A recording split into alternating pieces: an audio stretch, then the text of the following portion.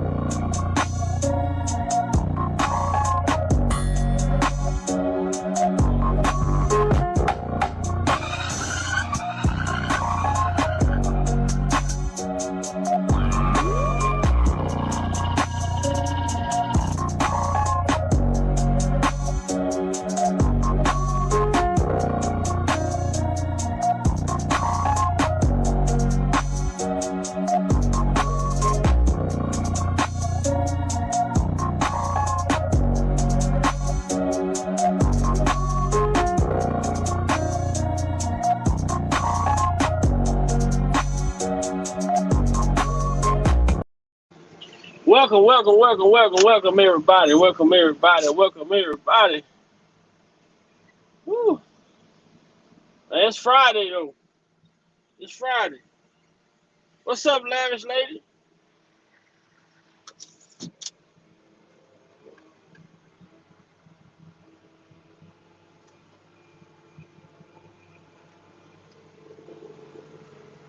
What's going on? What's going on, everybody?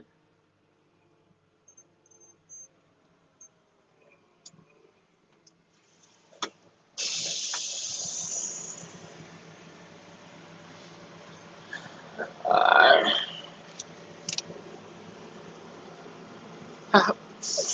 You need all these signs.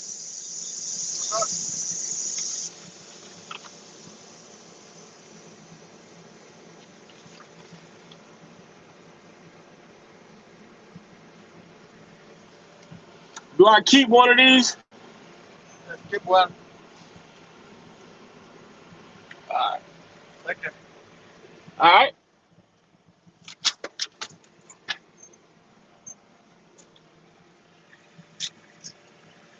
It's Friday. The YouTube streets. Pretty quiet, man.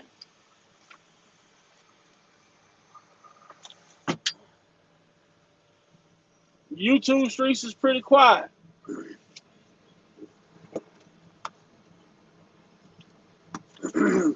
Sorry about that. Sorry about that.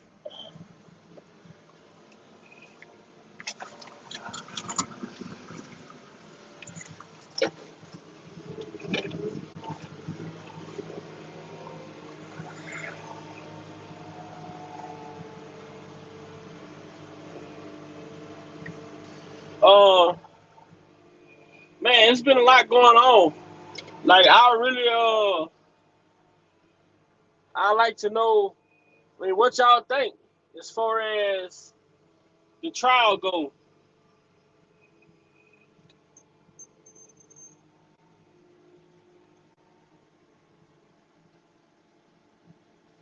Yeah, I mean, I seen a tweet from Jennifer. Somebody had said they were like, Darren McDavid need to shut up. And Jennifer tweeted like, right. I said Jennifer is funny. Tanil, hey. Jennifer like Jennifer like she was like Dad McDavid need to shut the hell up, pretty much. Yeah, man. You know, I just want to hear what the closing argument's gonna be like. You know, I want to know like as far as what it's gonna be like when it comes to the jurors, man. I really want to know. Like, I'm expecting to not guilty. I'm expecting to not guilty as well, man. I hope. You know, I just hated that. One thing I hate that Jim Derogatis did not take the stand, man. I really hate that. I hate the fact that we'll never understand. Like, we understand certain aspects of this case, but without Jim taking the stand, I just feel like we'll never get to know the real truth as far as like how it, about the tape. We have our speculations and we think we know. You know what I'm saying? We think we have a general idea as far as, how the tape came about, but man, it's so crazy that this guy keeps escaping taking a stand, but he's the one who's putting out all of these rumors, like constantly putting out these rumors. And he was the one who was doing all this reporting on R. Kelly when it comes to these tapes and things of that nature, man. I just feel like I just feel like it ain't fair, for this guy to be able to go around slandering this brother name, talk about how he got this tape, talk about protecting the source, showing this tape to other people and everything, and this guy get to escape taking the stand, man. That's, to me, that's just I just can't I just don't like that, man. I just feel like, how is this guy able to break all the laws and do shit, everything he want to do, and no one, and this dude don't never have to face no one, you know. I hate that too, and I really wish Drea Sparkle and Barry Hankerson was made to testify. I agree. I really would have liked to hear. I would like to hear from Barry. Most definitely Barry, Sparkle. Yeah. Drea. No, those were interesting characters, and it's crazy. Do y'all realize how much we heard Drea name? Like Drea name came up in this case so much. Like Drea name was just as big in this case as R. Kelly name was. That's the crazy part about it. We heard Drea name like, man, it was crazy. As much as we heard her name, like man, we heard Drea name a lot throughout this case, and that's crazy within itself.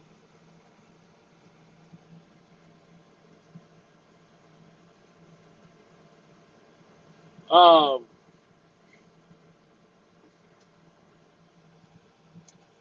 I don't know, man. It's just.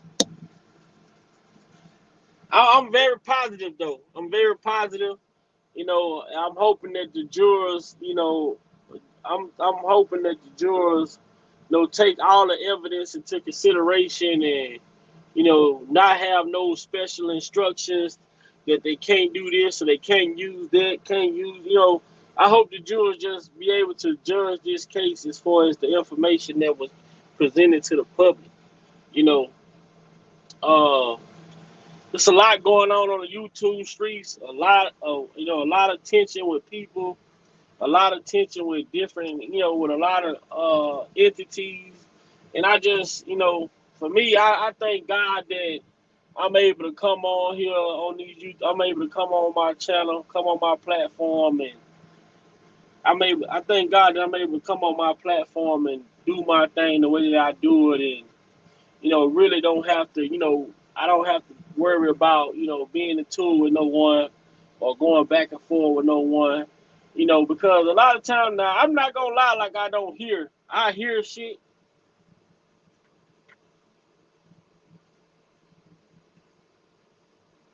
That could be a possibility too. He probably told her don't call Drea.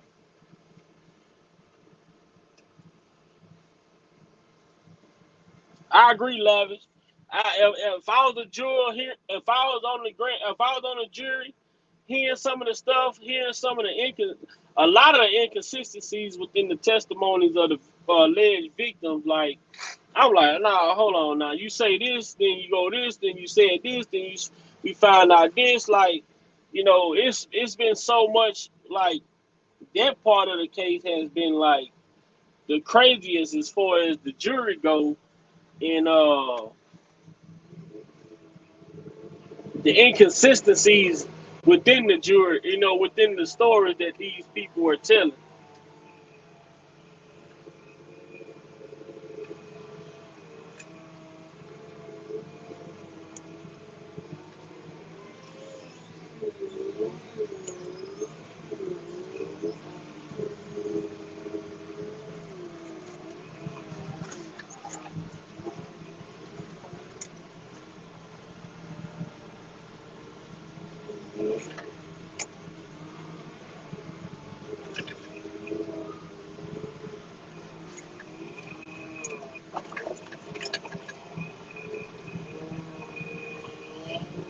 Hold on, you guys. I'm finna go in my office. About to go in my office and making my way downtown. I don't know if y'all was on here last night, but we seen Jay Boog. Let's see if I can get him up here. You feel me? That's just how I look at it. You know what I'm saying? And I'm not gonna fuck no little kids with you. I'm not gonna do none of that shit. If I'm not gonna turn my back on you, bro. At the end of the day, we gonna be family forever. Feel me? Yeah. Rob was our friend before he started going through what he was going through. He ain't locked up before he did. But you don't bail on your nigga that just gave you life. Right. He just gave us life. Yeah, he might be fucked up. Yeah, he might have did some shit that we don't agree with, some shit that I might not have did, you might have did, he might have did. But you don't bail on the nigga. You go through the water with him. You feel me? When he That's what it's about, man. You don't turn your back on your people when they going through a situation. You know, they have to own up to what they did, but you don't turn your back on them. You don't turn your back. You don't kick a person while they down. You know, if you support someone when they doing well, you should support them when they going through troubled times.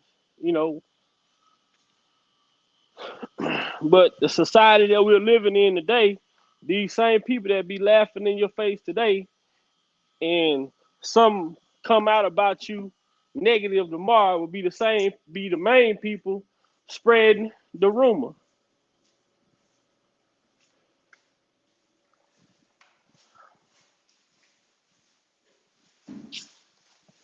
Hopefully one day we get to a point we'll do better as people. But the way the things are looking and the way that things are going,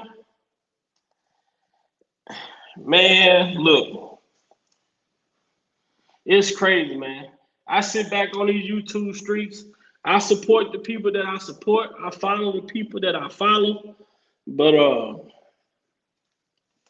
to see some of the actions from people, you know, to see some of the people who I think that some people are overly invested. If you ask me, what's up, Coretta? I think some of these people are overly invested in this case. They have made this case their personal life. Um, it's just a lot I can say about this case when I look at it, and I look at how things are being played out. I look at the way that people are conducting themselves. But you know, if you speak your opinion about things you see nowadays, you considered a hater, or you jealous, or you're mad, and simply it's not that. Simply you just see things that are going on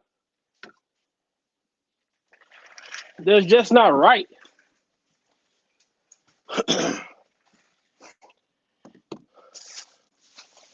If you don't, if you feel like something is not right, you have a right to have an opinion about it. But now, when you voice your opinion, first thing they say, you're a hater. Well, how am I a hater? If I'm seeing things, you know, some of the same things that we talk about, some of the same things that we discuss, some of the same actions that we see others taking, some of the same shit that was going on around this brother R. Kelly, uh, with him being in the situation that he's in, you know, and when you see some of these similar actions taking place again, you know, it just it's all red flags to me. That's just my opinion.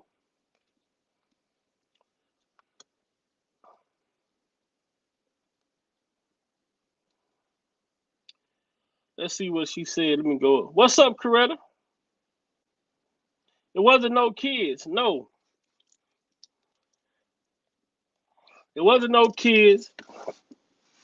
Um, I believe R. Kelly's sole purpose for trying to get those tapes back was mainly because of his wife was on those tapes. You know, I think his sole purpose for trying to retrieve the tapes back was solely because of his wife on the tapes.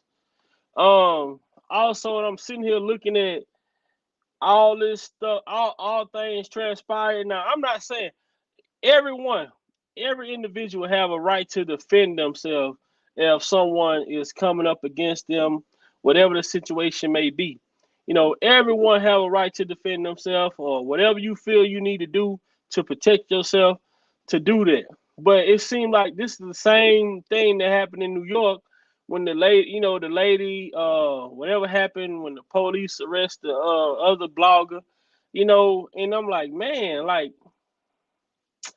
you know, it's hard to speak on certain things because when you're not there. But when you just sitting here on the outside looking in, and then you got people like Dennis Byron, you know, how can you say someone making false claims and you not even there? You know what I'm saying? How could you just say someone is making a false claim when you're not even there? You know, Gemini Dunn said, I feel better about this trial compared to the shenanigans in New York with Donnelly before the verdict last year. Let prosecutors change the verdict. Yeah, she let the prosecute. She did. And Donnelly let the prosecutors change the language in the charges after the testimonies, and she granted that. But I did hear on HN News yesterday, HN News Media said that this judge, Linenweather, whatever his name, he haven't granted no motions from the defense at all. Coretta say, I don't want to take up for nothing I see wrongfully done. Right, right, right. I agree with that, man. I'm gonna call a spade or whatever, you know, that's just that. And one thing I do understand is that I'm not gonna speak on nothing that, you know, if I wasn't there to see what transpired, then I'm not gonna speak on and say what happened and what didn't happen. You know, and that's the thing. You know, a lot of these people go around, you know, they, oh, I heard you hear something, and then you run with hearsay. And once you run with hearsay, that's the reason why R. Kelly is facing some of the situations that he's facing was hearsay. Jim Derrick guys, he heard. You know what I'm saying? He said he heard of rumors. You know, hearsay. Hearsay is something that people, you know, that hearsay can go anyway. You know, hearsay is whatever the way you want to tell it. You know, however you feel about it. That's you know, however you feel you want to go and tell somebody, that's hearsay. You know, and that's just what it is. But you know, I don't want, you know, and for people to speak and say, "Oh, folks out here not doing this and folks out here not doing that." Man, I tell you what, you know, this channel may not be as big as some other channels, but I can tell you, Big Vidin talked about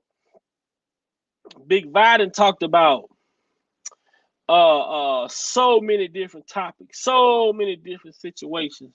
Like I didn't cover so much stuff over here on this platform that, you know, I don't have the big platform and I don't have the big crowds in my chats because it ain't messy.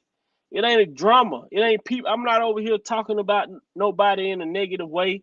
So, you know, I understand controversy sells. Controversies gain attention. When you speaking the truth, you're gonna have very little people because, you know, only a small amount of people could understand the truth. But when you start doing that messy shit, you start doing that gossiping, you start doing that back and forth, man, your chat, you have 100, 200, 300 people in your chat all of a sudden. Because everybody want to hear you talk about somebody. They want to hear you drag somebody.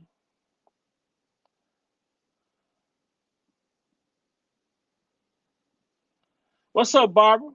You know, you get on here dragging somebody, talking about somebody, you know, talking about somebody personal life. You know, you get people over here, they want to hear about that. They want to hear about any dirt you got on somebody. Like, what the fuck is we on here doing that for? What's the purpose of that? Man, I didn't come on these YouTube streets. I didn't come on YouTube to talk about no one that I met through this YouTube shit, personal life. You know what I'm saying? If I met you here, that's where it's gonna stay at, right here. Alazar, what's up? That's it. I'm not finna sit here. I tell people they come on my platform. I'm not the guy that you gonna hear reading transcripts. I'm not the guy that you gonna hear doing all that. I'm the guy that's gonna sit here and I'm gonna bring up the situation that was brought up in court, and I'm gonna give my opinion on it. I'm gonna express my opinion to the best of my ability. You know, and that's that. I'm not that guy that pretend to be something that I'm not. And I know I'm not the head, and I know I ain't the head of the snake, but I know I ain't the tail of it either. I know I ain't the tail of it either. I come on here and I speak my mind and I speak what I think people want to say, and I give a platform for people to be able to speak what they want to speak. I will allow anyone to come on my platform that stand for what I stand for to speak their mind and speak how they feel because I want to know you all's opinion. I want to hear what y'all got to say. You know, maybe we might think alike. We may have some things in common. We may have a lot in common.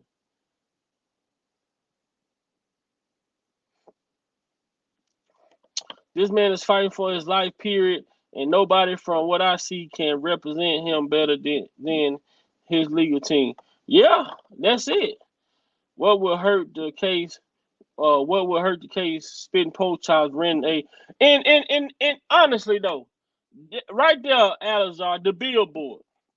Now people get mad, right? And in this note, I don't have a problem with nobody. I don't have a problem with a soul. But the whole billboard situation came up in New York. When the people was trying to get the billboard in New York, they was also trying to get the banner to fly over top of the court in New York. And they were told they could not do that because that could be considered a form of tampering. That could be considered a form of tampering. This all has taken place in New York. So for me, I don't understand why was this even an idea again in Chicago? What makes Chicago different than New York? Nothing, because guess what? Federal is federal. Federal is federal. I don't give a damn where you at. Texas, California, DC, Florida, New York. Federal is federal. Federal rules and regulations are federal rules and regulations, no matter what part of the world you in. If you couldn't do the shit in New York, what make you think you can do it in Chicago? And then y'all go to this innocent lady with this idea, and then y'all got this innocent lady pushing this agenda, and this lady is innocent, and she don't know, but the simple fact that those people did know, why would they put that lady up to doing it? Because these are people who don't care about other people, man. These are people who don't care about other people. Nene B, what's up? These are people who don't care about others. Man, a lot of people that's been following this case, who followed the New York case, know.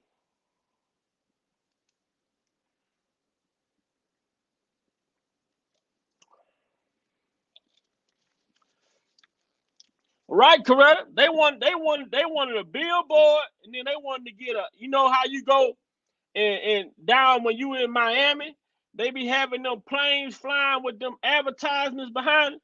They was trying to get a plane to fly a banner. See, that's what a banner. That's why everybody the issue that came about with the banner. They were supposed to get the banner fly. They were supposed to be flying the banner in the air in New York. Then they wanted to get the billboard. Oh, y'all can't do that. You can't have that. You can't do that. Why was there even? I'm trying to understand. Like in Chicago, why was it even an idea? Why was it even a thought? You can't do that. You can't do that. And then these people decide to do what they decide to do, and guess who has to pay the price for it? Robert Kelly. When these people decide to do what they want to do, then guess who has to pay the price for it? R. Kelly.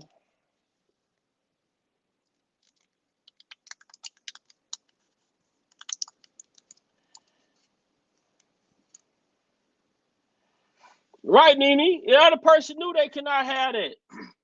But then now, they send this lady off, and when people make a comment, it, the lady is taking it as if someone is coming at her, but it's nothing to do with her.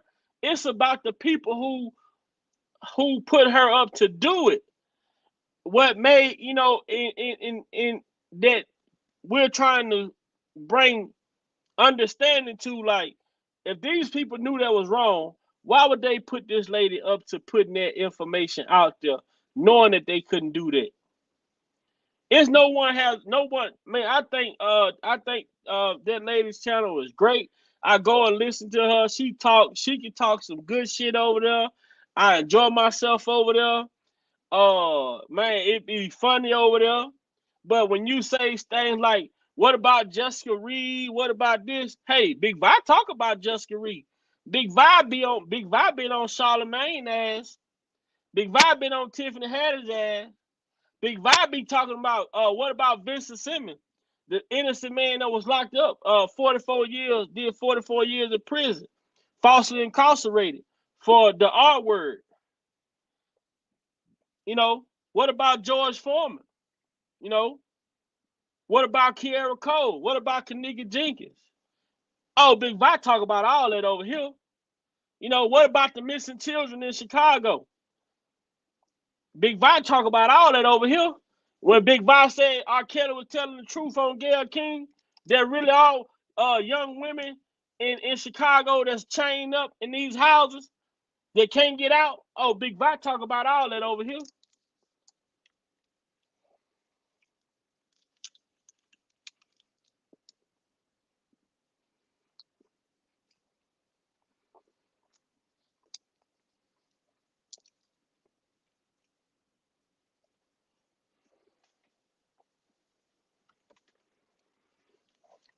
When I advocate.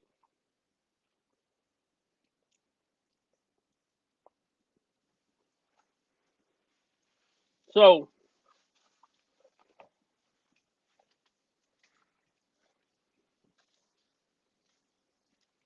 I just think it's a problem. It's just a problem to me that everything has to be a competition.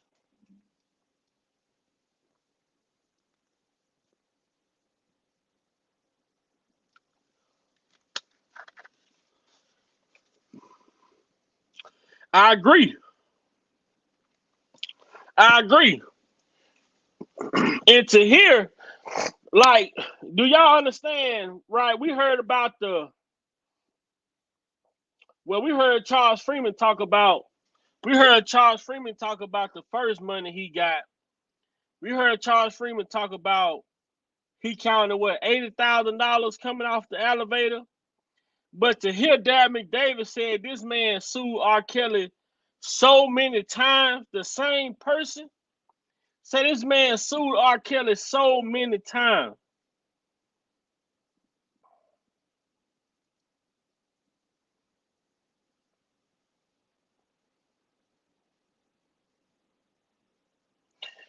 Right. Oh, I ain't know Baltimore was messed up. I just looked at Mississippi, Jackson, Mississippi. The water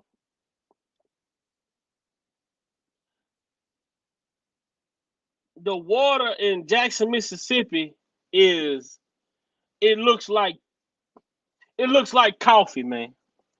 The water in Jackson, Mississippi looks like coffee. It's so goddamn brown. I'm like, what the fuck? Man, are you serious? Why is it that, it's so much going on in the world. And yeah, we should be focusing, putting light on R. Kelly. But it's places and cities and states it's cities in these other states that's around us that's suffering right now. Sylvia getting arrested is content. Right. I mean, even with Sylvia, man, it's just sad though. It's so sad. But one thing, like we always talk about, we talk about the karma train over here. We always talk about karma, man. sometimes we don't be obedient to the things that we do. You know, we're not obedient to the things that we do. You know, we put a lot of negative energy out into the universe. But and you gotta be crazy. It's hell to think that what you dish out ain't gonna be what you get back in return.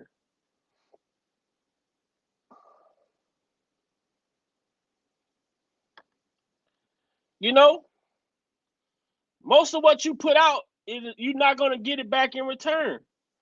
People sit here and do dirty shit to you, and then they expect to be blessed by that. You see, y'all people sit and fuck you over right to your face, and then go up the street and car just and something happen, and all of a sudden they'll, oh God dang man, what happened, man? I can't catch a break. But you ain't talking about what you just did to the person you just left. What about the dirty deeds you just done?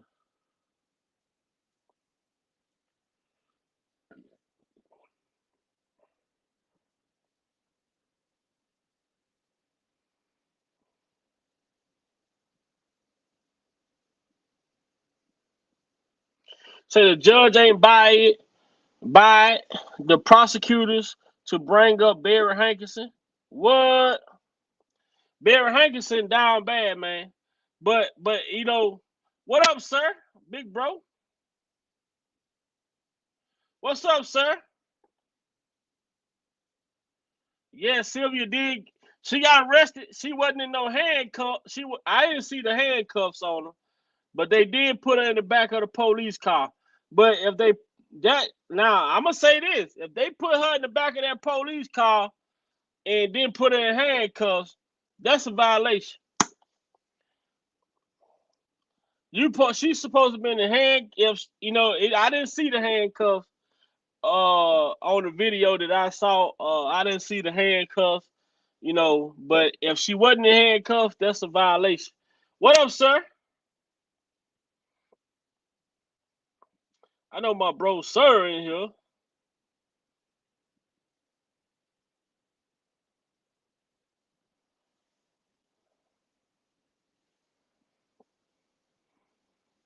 Larry say karma is real. Willis say, what's up, sir? Water crisis in Jackson, Mississippi. Yes, most definitely, most definitely. Alazar say, yo, Willie. Coretta say, what did she do, Vi? Allegedly, I hate speaking on certain things, Coretta, because I wasn't there, but it's alleged that she attacked another blogger. It was alleged that she attacked another blogger, but also they were reporting to the marshals that another blogger was recording in the courthouse. I heard that other blogger say that she got a fine but she was recording in the hallway. She wasn't inside of the courtroom, but she was in the hallway. And you had other bloggers that did not like her. They was reporting her to the marshals, and it was alleged that Sly had said like a day before or so that she was gonna try and get this other blogger locked up, like a whole bunch of negative shit, a whole bunch of negativity, a lot of negativity, man. And at the end of the day, it's surrounded by the name of R. Kelly. This shit is about R. Kelly, man. Mac Dime in the building. A woman with bad knees slapped Hollywood to the ground and limped off. The fuck? Mac Dime, man. What? Mac Dime, you know something I don't know? What's up, T. Glenn? Oh, my boy T. Glenn in here. Mac Dime, wow. Wow, y'all. I did not either. She had a smile on her face. Right. I didn't Sly, and I said to myself, I said, if they put Sly in that back of that police car with no handcuffs, that's a violation, right? You're supposed to be in cuffs when you getting inside a police, especially if you being detained. What's up, sir? What's up, bro? How you doing? Man, I'm just chilling on it, man. Just getting people thoughts as far as, with the defense wrapping up. You know, I think those closing arguments is gonna have to be powerful and very impactful. I agree. I agree wholeheartedly. And I like the fact that, the defense get three cracks at it. You know what I'm saying? Hmm. I So hopefully hopefully those attorneys can get together and put some compelling closing statements together. Even though June Brown, he wasn't much, he didn't have much to do, but maybe his lawyer can drive a good closing statement. Followed up by Brindley, followed up by Bonjean. I think, man, they can get it done. I think Milton Brown, he'll probably get not guilty all the way through. Uh, and I think the rest might be a hung jury. But like you said, if they come with a strong closing argument, which I believe Bonjean will do, um, what's the name? Brindley was real good, and I think at the end of the day, what McDavid said about R. Kelly, I think that spoke volume into who the person, who the man is versus who the entertainer is. Entertainer, right, Um, right. I agree. but I definitely think I don't know my gut feeling saying a hung jury. Huh? Yeah, we can see that. We can see that. But And I mean, all they need is one juror to see it not be, exactly. you And know, hopefully, man, with the state case coming up, hopefully that either don't go all the way through or whatever the case may be. Because I think if it does happen, I got a funny feeling if Geronda Pace get on the stand, hmm you're gonna see some stuff come out, and you're gonna see where her lies gonna really show that hey, she wasn't being honest and so forth and so on and all that other shit. yeah, So because I believe she was a part of the Susan Logan. Anybody that dealt with Susan Logan, it's safe to say that they claims was bullshit. oh yeah, well see, even with her, you look at her being on the Bill Cunningham show, you look at what she said in terms of Bubba.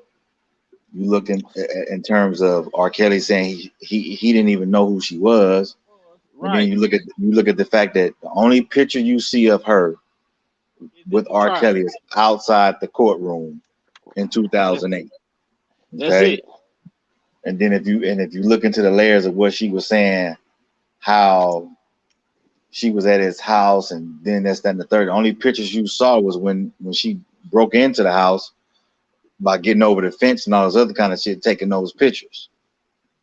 And then at the same time, R. Kelly wasn't even at the house during that time. And then she even said that she would sit outside the man's house when he wasn't there. Yeah. So what? Crazy. So what that tell you? She's a stalker, homie. Stalker, man. She just as worse as Derek Goddess. Not only that, I even say the same for what's the young lady name? Lizette Which one? Martinez. Lizette? Lizette Martinez. I think she was a stalker too.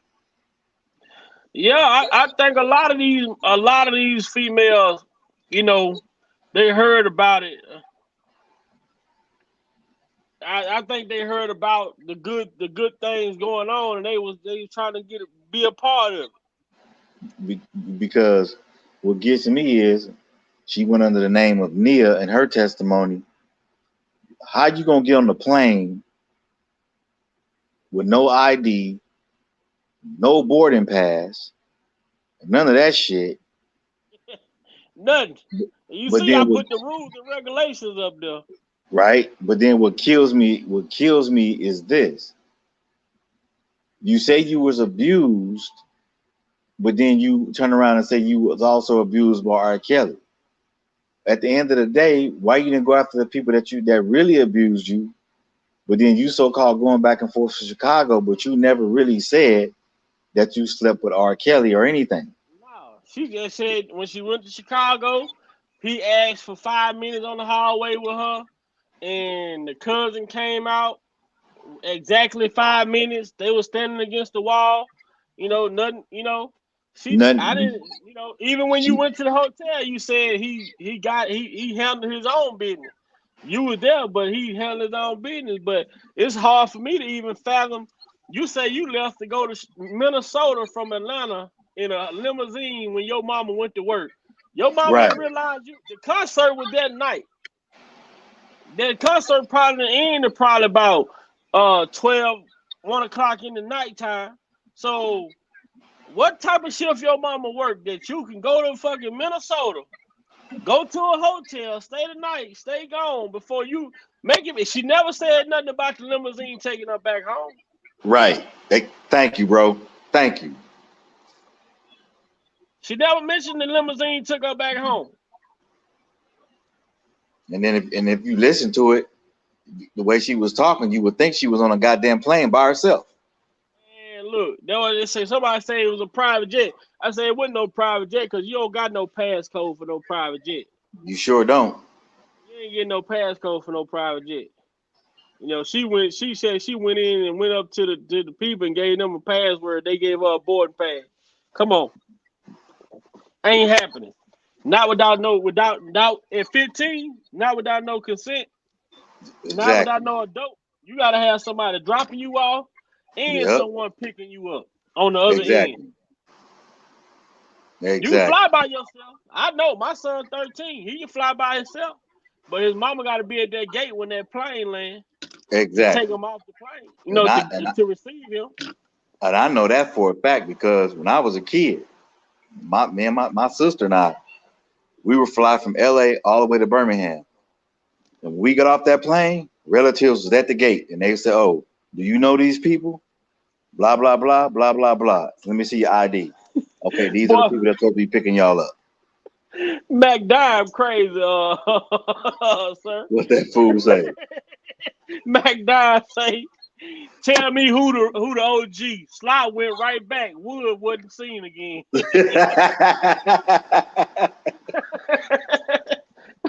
Mac Dime, man. Mac Dime, man. We're gonna have to set up a blogger.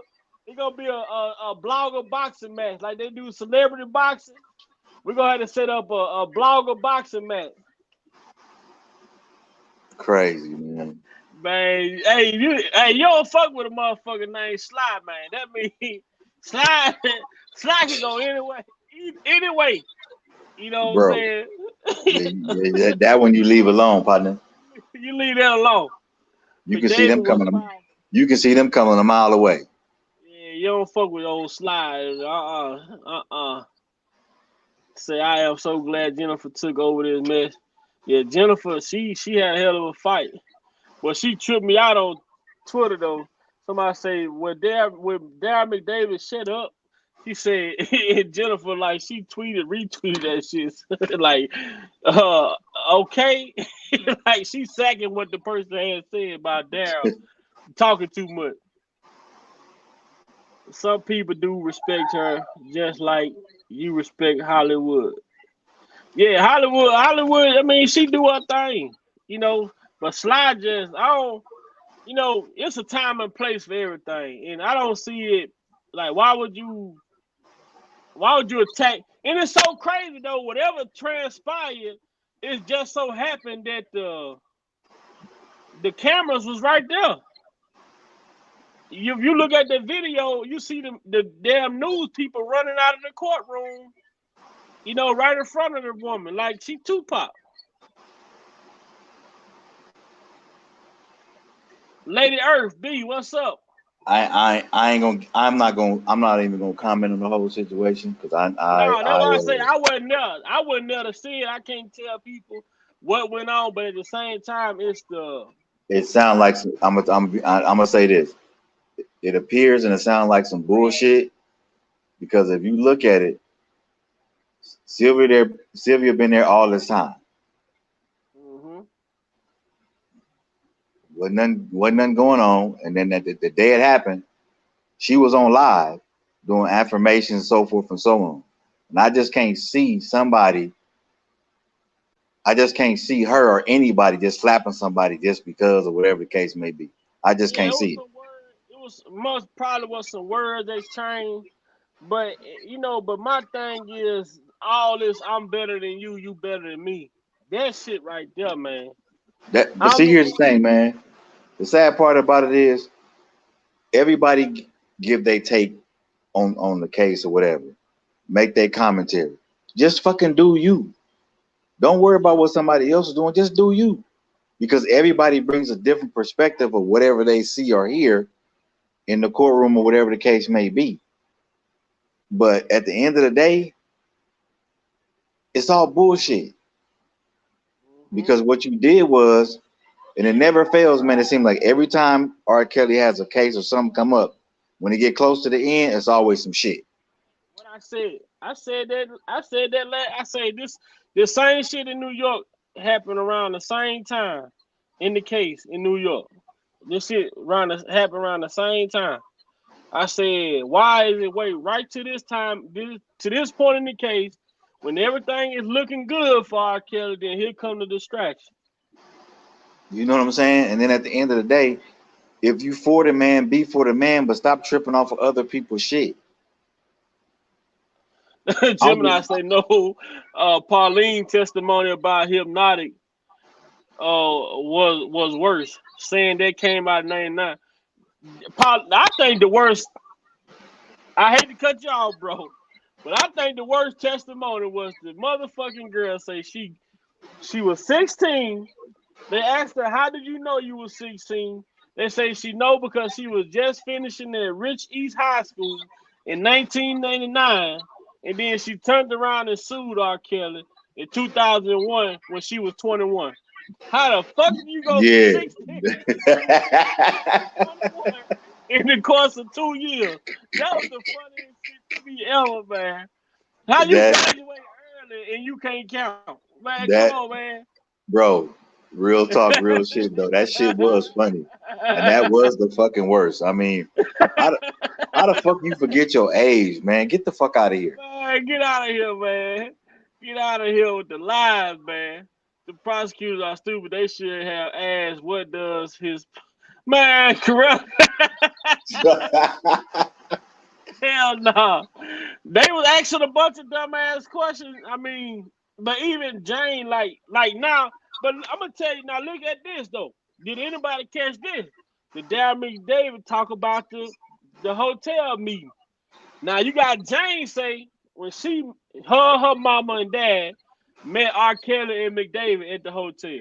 Mm-hmm. Then the mama say Jane wasn't there, but they met with R. Kelly. Her and her husband met with R. Kelly and his manager at the Mm-hmm. hotel. Now McDavid say that he he set up the meeting for Jane, her mama and daddy to meet them at the hotel, but R. Kelly went in, but he stayed in the car.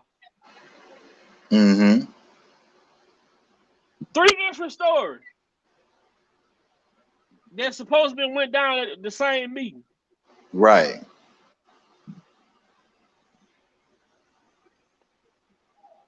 Now at this point, did the meeting happen? What the fuck? Who was at the meeting? Who wasn't at the meeting? Because you got Jane saying she was there, the mama saying Jane wasn't there, then both of them saying McDavid was there. And then McDavid say he wasn't there, but then he say Jane was there. Yeah, crazy. Man, this shit, these people crazy, man. But if you think about if you think about it, the government really did. If you really look at it, the government really didn't have a strong case, because if that was the case, Hell no. you wouldn't be giving all these motherfuckers immunity, especially knowing they crooked.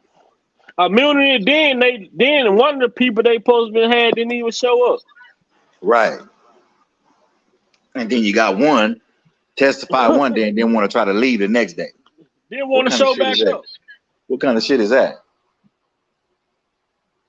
You know, the only thing I would have, you know what I would have questioned though, and I don't know if they did this or not, about with the audio in terms of the tape or the CD or whatever the hell they had, because from my understanding, it wasn't no audio on the tape, but then all of a sudden, at trial, there's audio on the fucking tape. Right, man. I said this. I say, if it would have been audio on that tape, I seen this shit back in the day.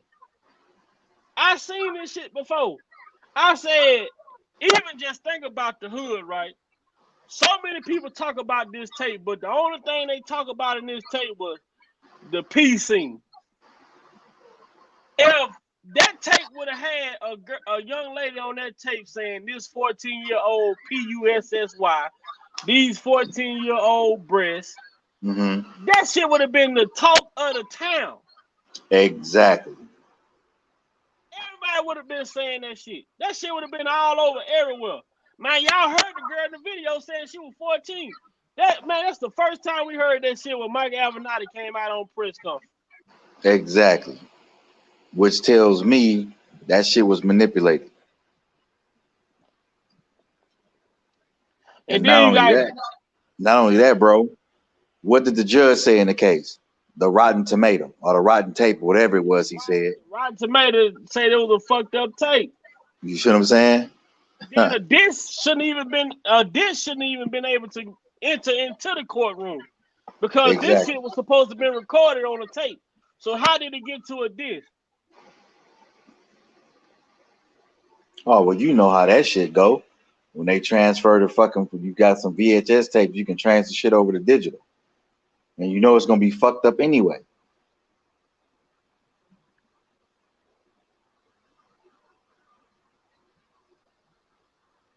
Man, that shit. And then you get Jim Derogatis. All of a sudden, he want to bring up his window got shot out his home. But this shit happened in 2008. I say, now that's another thing. If he wouldn't felt like R. Kelly did that shit, he would have been on a whole smear campaign. He would have had his own tour bus going around talking about R. Kelly had someone shoot out my window of my home. You ain't hear about his window being shot out his home until he had to testify at his trial. Yeah, I thought that was very strange and kind of weird.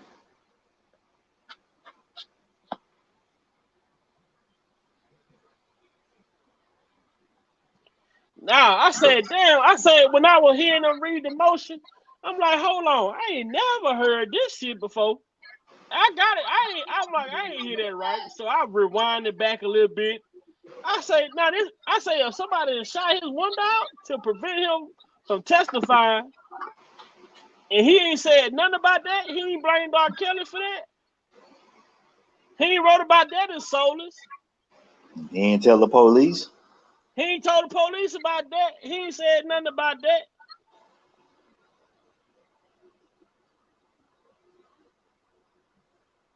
That's crazy. Absolutely nuts. So what you think as far as? Yeah, let me see what I can say. What worries you? And what is one thing? If you got one thing that you have questions about, what would that one thing be? How did that voice get on the so-called tape or CD?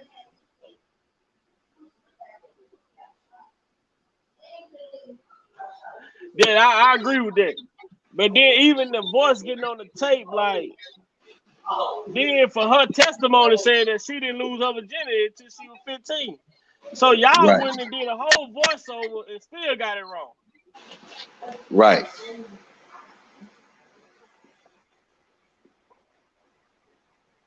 Oh, and I would have I probably would have had some more. I would have had some forensic specialists come out to verify the authenticity of the tape. Anyway, you know what I mean? Right. Just on GP, because for somebody to say, "Oh, that's me on the tape," but you know it ain't you on the fucking tape.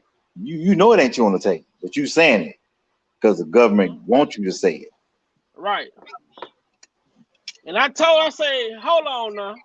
If R. Kelly paid the family off for their silence and they trying to say he gave the family over $80,000 for their silence, I say that ain't even no fuck. If that's her on the tape For sure. And R. Kelly know that's her on that tape. What the fuck is $80,000 over the course of 20 years? That ain't no money. That ain't $4,000 a year. that ain't shit. If that was the What type case, of money? if that was the case, you'll be going for a real bag. Man, you gotta give me $1 million a year if you want me to stay quiet. What the fuck is $80,000 over the course of 20 years? That's $4,000 a year. Where you live at? What hut you live on? What motherfucking TP you got built up in Chicago for the winter time? And you know what else? And I'm not trying to be funny. Just for them to even offer her fucking Section 8, that tell you what they thought about her. All right, let's see what Larry. What up, Larry? Man, we got brother Larry in here. What's up with it? Larry say, I like to know this hawk. What up? Larry say, who was the other producer Sparkle tried to bring in on R. Kelly production? Can someone answer that question? I'm not. I heard somebody talking about it. I heard the name, but I just don't remember right I can't offhand. remember the name, who it was. It was another guy though. Yeah. Shit, I I can't. don't know. Man, they Was were it just Steve? talking about. Was it They were Steve just talking something? about Steve Jobs. Something like that. Somebody like some name like that. She wanted to bring in to help her. And Kels and McDavid said, you know what, this motherfucker gonna be a problem. So they decided to drop her. And this is why I said she hooked up with Barry, because she felt like Barry put R. Kelly in position. So she went and hooked up with Barry, thinking that Barry could put her in position. But instead, Barry used her to use her niece to try to get Kels fucked up. Right. All these people had ulterior motives. And no, Lisa and Van no. Allen got thrown out in the 2008 trial, so how was she able to come back and test the lie again? Oh well, you know how the government is, man. They gonna come and be persuasive and say all this bullshit, get you caught up, and so you can be like, oh, this, that, and the third.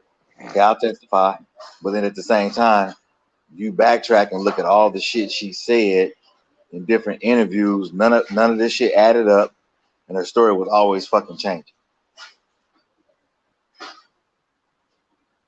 And she the head. I said she was the head of the RICO because she the one. They try to charge him for interstate trafficking, porn, whatever. She the one who's sending this guy. Everybody mailing these tapes, transporting these tapes, but R. Kelly, but they want to charge him for it. But see, here's the thing, though, bro. They all knew it wasn't child porn. They all knew that. Yeah, because she said that some Simmons tried to buy the tape. Kamora Lee Simmons. Kamora Lee Simmons tried to buy the tape. That what Lisa Van Allen said.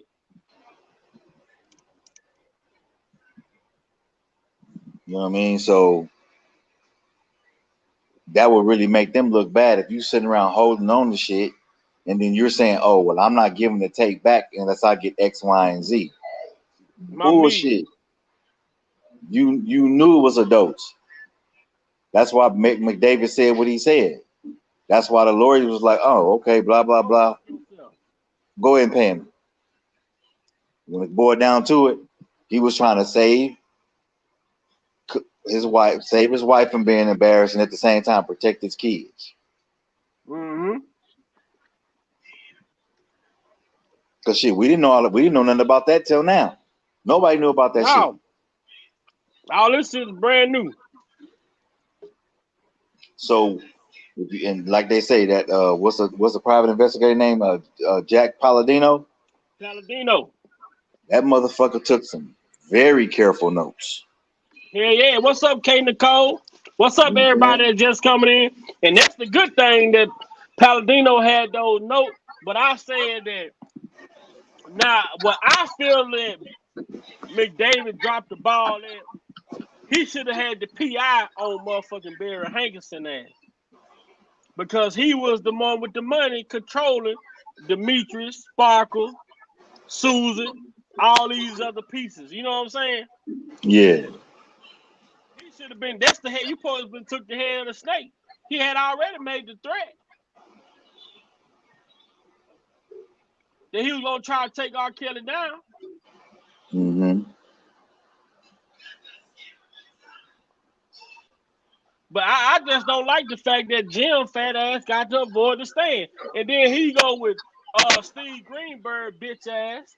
Now he want to come back and try to clean up all the shit that he put out. What's up, Lil Mo? All the shit that he put out last week. Now he come back this week trying to clean it up. Yeah, I saw bits and pieces of that. With his funk ass. Need to go get him some road game.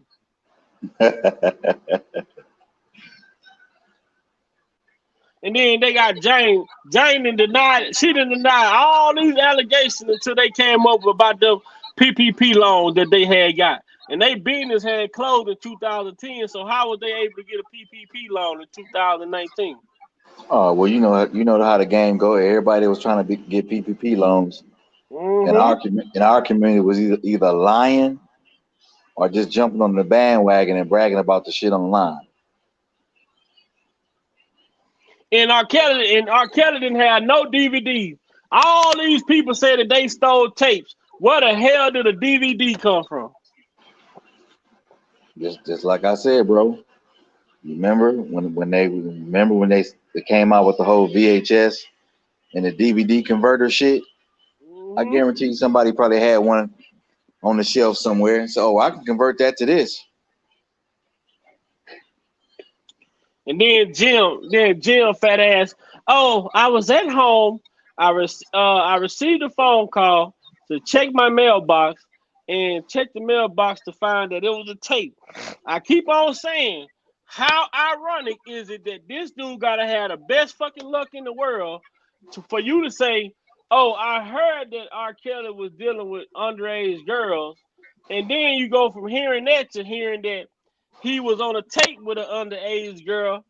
Then you go from hearing he was on a tape to hearing that now you got the tape. How fucking lucky you gotta be? I hear Yeah, rumors all the time and don't never get the truth. a lot. A lot of his story didn't make sense to me either. And but didn't he say at one time the tape was mailed to the Sun Times or some shit? Yeah, he went back and said that. When they subpoenaed him, he said the people now he got it at the studio. One interview he said he got it at home. Then the next interview he said he got it at the studio. He started name dropping people that was at work. He started name dropping people, all type of shit. I'm like, hold on, Jill. Hold on, man. How you say you got this tape at home, then you turn around and say you got it at work now? Which one was it? And at the end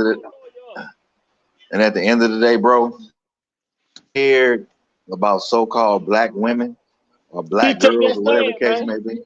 He'll take that stand, man. Not only would he take the stand, but he would be writing articles and bringing up shit about these women being held up in these fucking abandoned buildings and so forth and so on. Man, But you don't hear nah, nothing about it. you don't hear nothing about that shit. But you supposed to be a so-called music critic. Now you didn't turn into some fucking celebrity investigator, I guess, whatever the fuck you want to call it. Get the fuck out of here. Hey, McDowell just made a good point. You see what he said? Right. That's a damn good point. He said, if they lose a gun in a murder trial, can they go get a duplicate gun? Hell no. Facts. Right. Hell no, Can't they go can't. get one. What up, EJ? But see, you know what's funny is that just goes difference between the state and the feds. The feds can do whatever the fuck they want to do. They can change some shit, but when on the state level, it got to be exactly what it is. We can't trade nothing. We can't go get no duplicates or none of that shit. But the feds, they can go get duplicates and do whatever the fuck they want to do to make their case so-called stick. But then you give everybody fucking immunity. immunity. Then I Charles ain't never heard no shit like that. Never. made so many copies of the tape. He made copies of the tape. That they say that the investigators say it was the tape had been copied so much that where you could barely even see the tape. They had copied it so much. And mind you, and I'll say it again, what federal prosecutor or federal employee, if somebody got child pornography, you're gonna get them motherfucking immunity. You're not gonna get them fucking immunity. No, Ain't no way in the fucking head. We as people and we as the people, man, we gotta do something about this law because I feel like when it comes to anything dealing with children, immunity should be off the fucking table, man. Facts. It shouldn't be a such thing.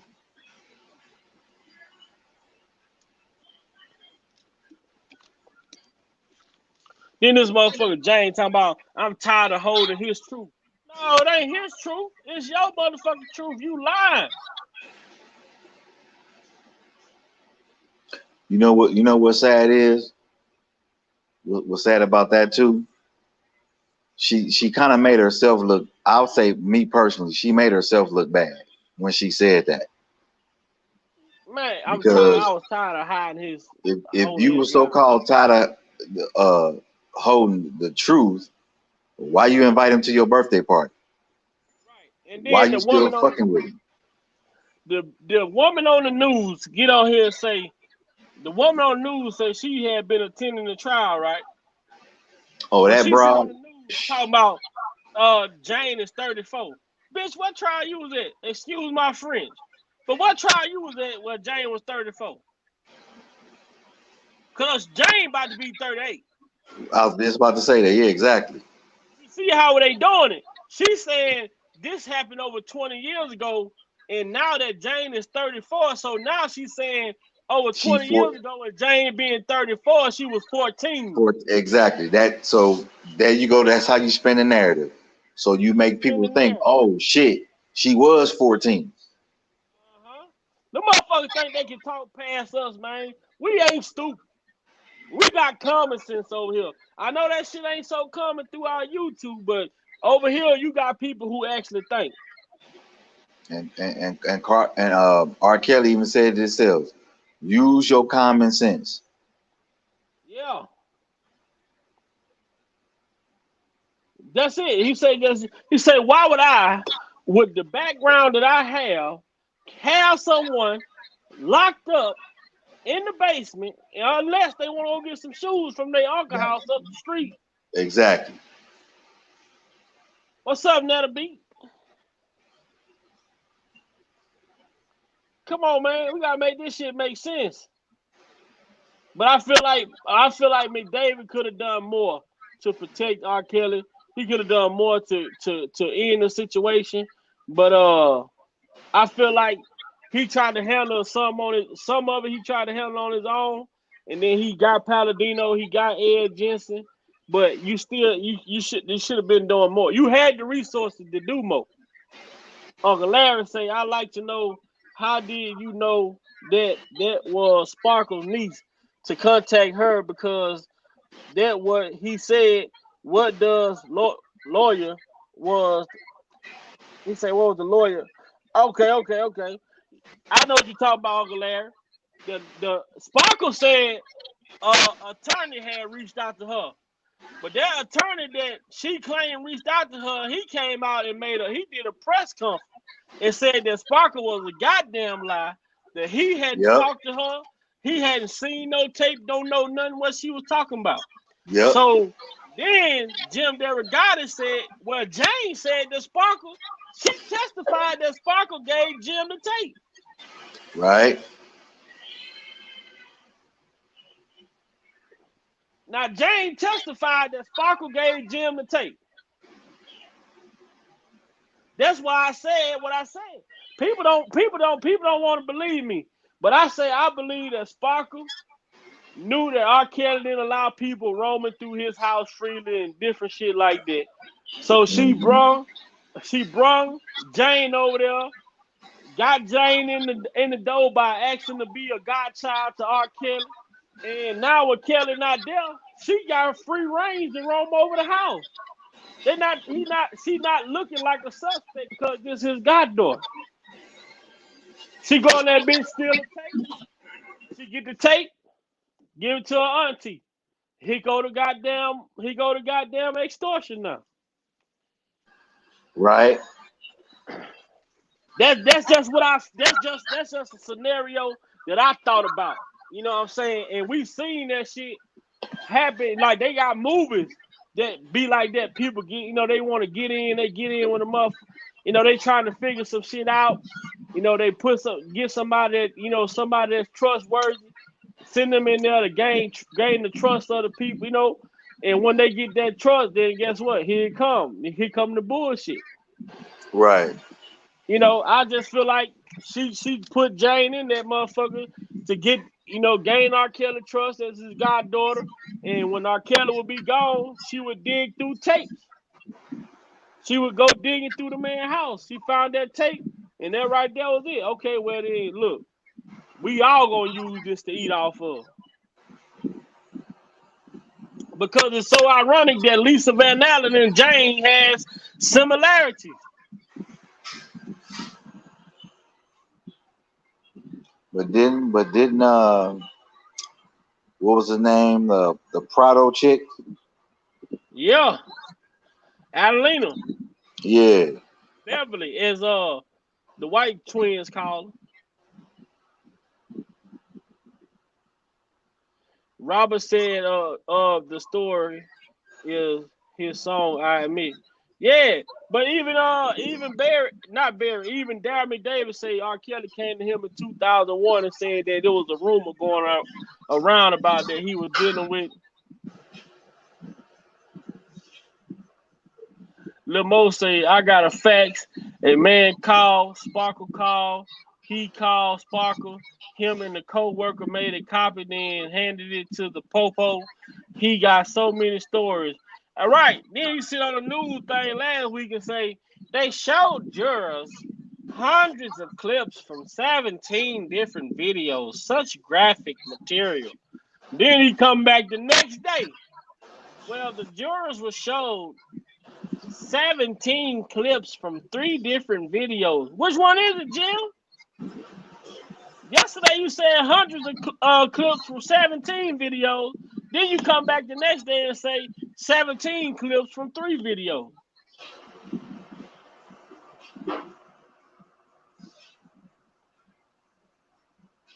Too much. Man, Jim probably watched that. He probably watching that tape so much. Ain't no telling how much he done watched that tape. He probably can break that tape down frame by frame. Well, when you stop at the 3 minute and 21 second mark, you will see that the girl is on her knees praying. Right. He done broke the tape down and analyzed the tape. Cause you can't skip ahead.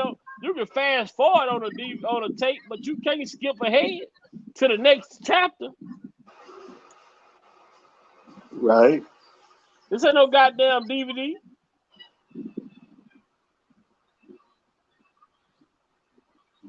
It's crazy. And that's why Sparkle called her out. That's why Sparkle got mad.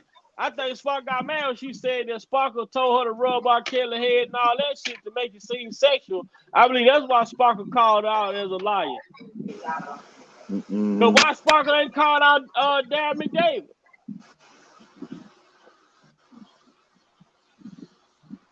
Who knows, bro?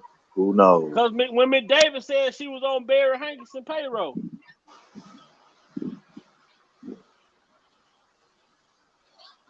Well, say sometimes you can be loyal to the wrong people. You know what I mean? Well, you're right. And then they say the same chick that was 16, but then she turned 21 2 years later. They said she tried to say she was in one of the videos. But see that's the thing. The whole narrative was about the tapes, but at the end of the day, what we find out, it was threesomes. Who was in the tape? Lisa and Drea and Gary Sheffield wife. They were just having threesome with different women. Exactly. Because even with that, with the thing with Gary Sheffield White, it was also an extortion. The FBI had to come in on that one. And Man, there's so much extortion, man. what's funny is the FBI would even investigate R. Kelly back then, and they wasn't bringing no fucking charges. Right. And I agree with you, Larry. I'm quite sure Brother Sir gonna agree with you on that. I agree with you on that. You should not be able to get immunity or plead the fifth in cases involving children, man.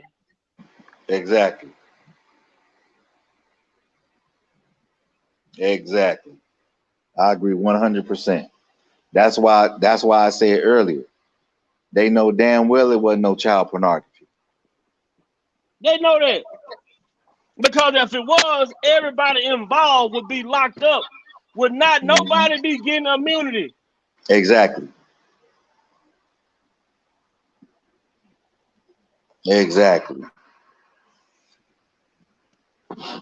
And people, y'all need to understand this too. With their immunity deal is still not in stone. Because on Jane's shit, her immunity deal say her testimony gotta be it gotta be credible.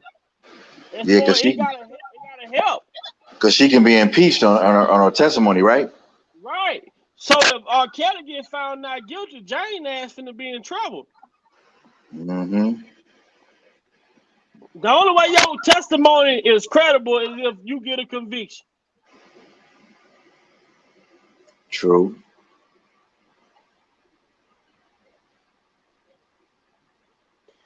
In fact, Darren Davis should have called the damn police, the Fed. He should have had everybody investigate Barry Hankinson.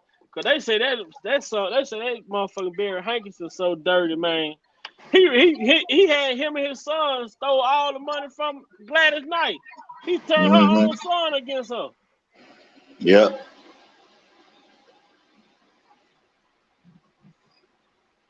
That shit crazy, man.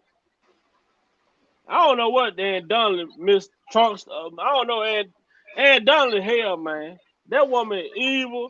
She's outright evil. She was biased, man, and you got to think about it. Her being a judge and then being a former prosecutor, she thinking like a prosecutor. If you think about it. I agree, McDonald. R. Kelly trusted too many people. He was relying on too much shit, too many people involved with him. I think they call Sparkle baby hair. Mom got the alopecia on the side.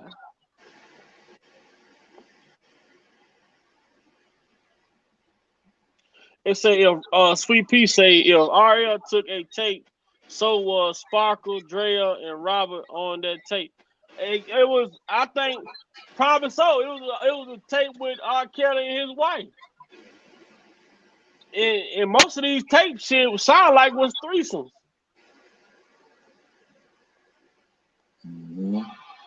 Or with Lisa Van Allen. And then, but I do believe now that could be the tape that Roche with that Jane took. She could have took the tape that had Prado and Lisa Van Allen and R. Kelly on there because they were having threesomes. Exactly. We know the tape that Lisa took. They had her and Drea on there.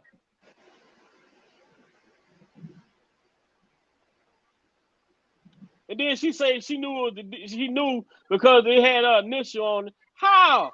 Man, you mean to tell this man to put your initial on a DVD that's supposed to be child porn, but he told you he don't want nobody finding out about what y'all got going on, but then you go and get your friend from high school and bring her back? So you mean to tell me that this man telling you that this is a secret, but he wants you to go tell other people?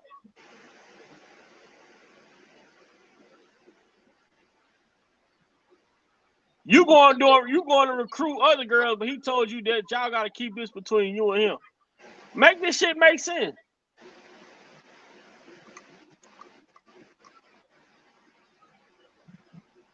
See, it's gonna be hard as fuck to trust I'm already dealing with you. You underage. We can't let this shit get out. But I'm gonna let you go get another underage girl, bring her back, and I'm gonna deal with both of y'all. I don't even know her.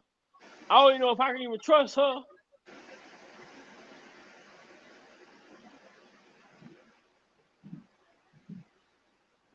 I don't know, man. It's just, to me, like, a lot of this shit just, it just don't make sense to me. When they say, when she say this shit's supposed to be a secret, or he told her don't tell nobody, all this shit, but then you going to bring other people into the bedroom with y'all? Come on, man. They got to make it make sense.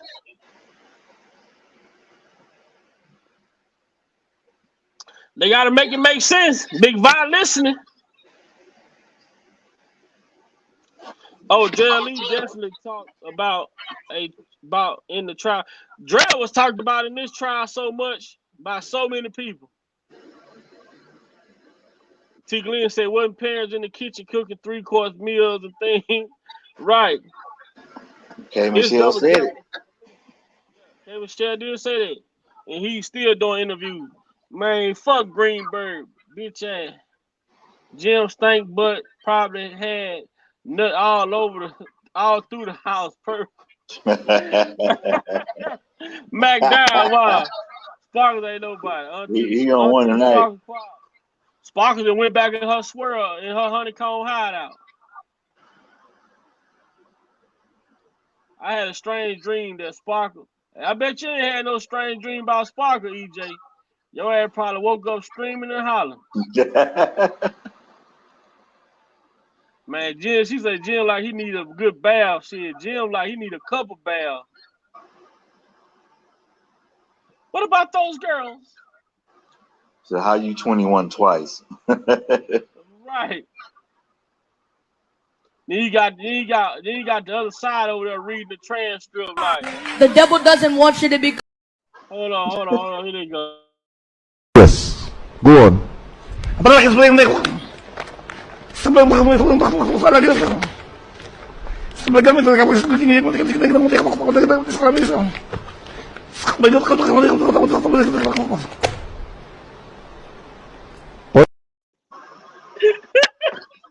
Boy, when they read they're reading the defense, the cross-examination, they ain't even trying to understand that shit. They just running through it. Dre Lee and Lisa got in gospel singer all adult. McDowell say facts, Barbara Larry. He need that fireman hold on that hand. They say Jim need a bath, man. What about the girls? What about the girls?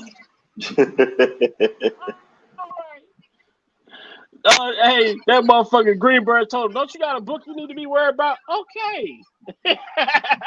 Right. I still pick Dillion with those ponytails singing gospel. Ew, man. Kim Whitfield was in the middle of the extortion against the Gary Sheffield wife. Wow. Yep. Sure was. That night has been sick ever since. Yeah. Lex say Mr. Jim Pizza broke window theory just don't sit well with me. Hell no, man. That nigga, he talking about he got extortion. Yeah, because she was Aaliyah's godmom. Okay. It seemed like to me all the attorneys that was involved by David's testimony seemed to me they could have done more to protect him from what's going on. I said the same thing. I've been saying the same thing. I've been saying the same thing. They didn't do enough to protect this man. I feel like they could have done more to put a stop to this shit. Because once you realize this is an extortion, you have to kill it. You don't just continue to pay it off because it's little sums of money. Shit, 40,000 here, 20,000 here, that shit add up. All that shit add up.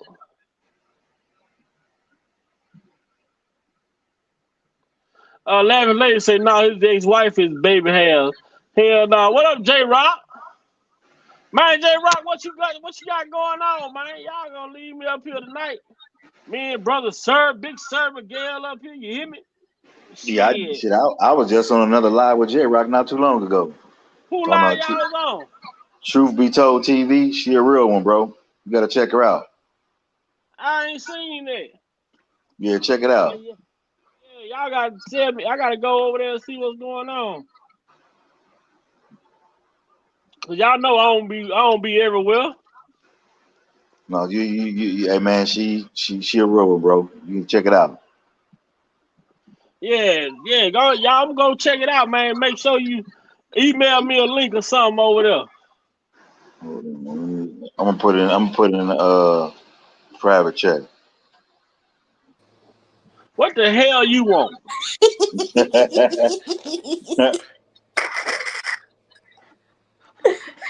Don't start. Your motherfucking ass. Don't come on here tonight, motherfucking going to sleep, cause we gonna have a motherfucking misunderstanding. Let you know right now. Don't start Big Vi tonight. Don't start. No, your ass came on here last night, tired and everything, trying to hang. Take your ass to sleep. Whatever. The late night crew ain't for everybody. I'm a late night crew now. I just put in the private chat for you, Big Vi. I seen it pop up on there. I got you. Cause I heard that. But did you see LFN? Now who is this that said LFN? This I have nothing to do with this now. I just want to show y'all what they did though. Hold on. I'm like, damn. Like, this is what they put in the thing. So hold on. What up, J Rock? What up, J Rock? Got Sleepy T on her. She ain't Creepy T no more. She's Sleepy T. No, I got Sleepy T. Oh Lord. What up, Sir Miguel? I knew I was gonna run up on you again, man. What's up, J Rock? Did you just put that up there? Did you tell Big Vi we had a pretty good live when he was on Truth Be Told, man? Yeah, I gotta go there and find out who that is, man. I just sent him the info, bro. Oh. Yeah. I accidentally stumbled onto him yesterday, and then I was on the live for like about half hour, and they was like, and they just really they really liked the info that I dropped. They didn't know I dropped the info about Romeo Must Die and how that's connected with Aaliyah and how about that picture, the post in the background. I told them about that. They were floored. They were stunned. They didn't know anything about it. And I told them about the movie Ricochet also. They didn't know about that either. They were like, wow, we didn't. They were completely floored. And they was like, man, we gonna check them out. They gonna J Rock, that was a 91 classic movie. 91. Right, Ricochet was that. I mean, yeah. I mean, it was like, and that's the strange part about it. I kept the fact that movie came out the year before R. Kelly dropped his first album. That alone. Now, if it would have came out 2011, 2012, that would have been one thing. But the fact that it came out before he even dropped his first album, that alone just tells you that there's just no way possible you can have a man's real life situation mirror a movie that came out 30 years ago, even before he dropped his first album. Man, I'm so happy that Dre from Public Announcement still standing by R. Kelly. Dre. You got some people out there that's standing up, but they ain't standing up how they should. You know what I'm saying? What we do, we don't have the notoriety, and publicity that some of these people have. You know what I'm saying? Especially celebrities. Like, I'm quite sure a celebrity like Tyrese want to stand up, but what he going through, shit, he can't afford for his income to be cut off, and that's illegal. How these people attack these people income and getting their shows canceled and shit, all because they voiced their opinion.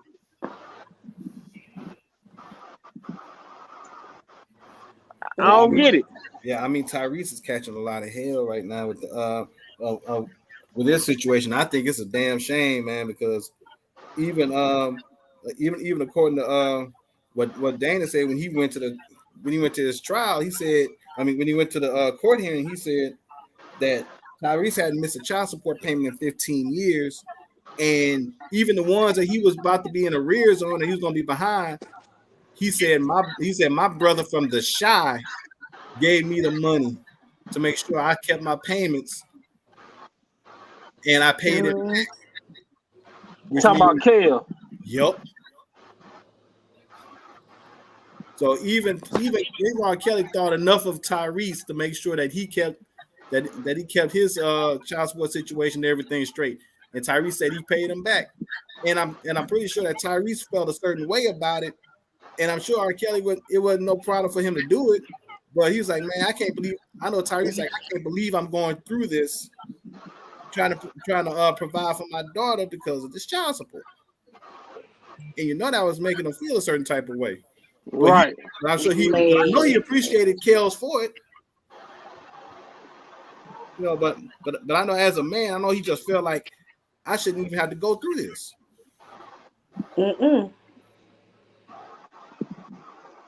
Man, that shit just sad, bro. They say LFN is mostly negative about the case, but HN Newsroom, I like HN Newsroom.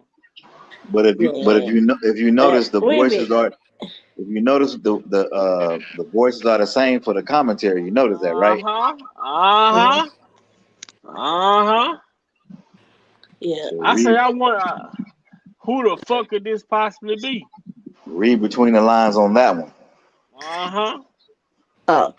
I've been saying that. I say, why the fuck they got the same narrator? Let's see how this closing argument gonna be next week. Cause how's it gonna go? What you think gonna happen? Cause Jennifer Bonjean, when she cross-examine him again next week, ain't no more crossing. They gonna give some closing statements. But I think in New York too, that shit that Nicole Becker did, you gotta find my client guilty. It was over with from that point on. Because remember, why she didn't show up at the verdict? She said a dog got sick. Now, I heard you say she had COVID. She said a bunch of bullshit. Well, it was definitely some type of illness mentioned. Because how the fuck you gonna get up here and tell a jury they need to find your client guilty?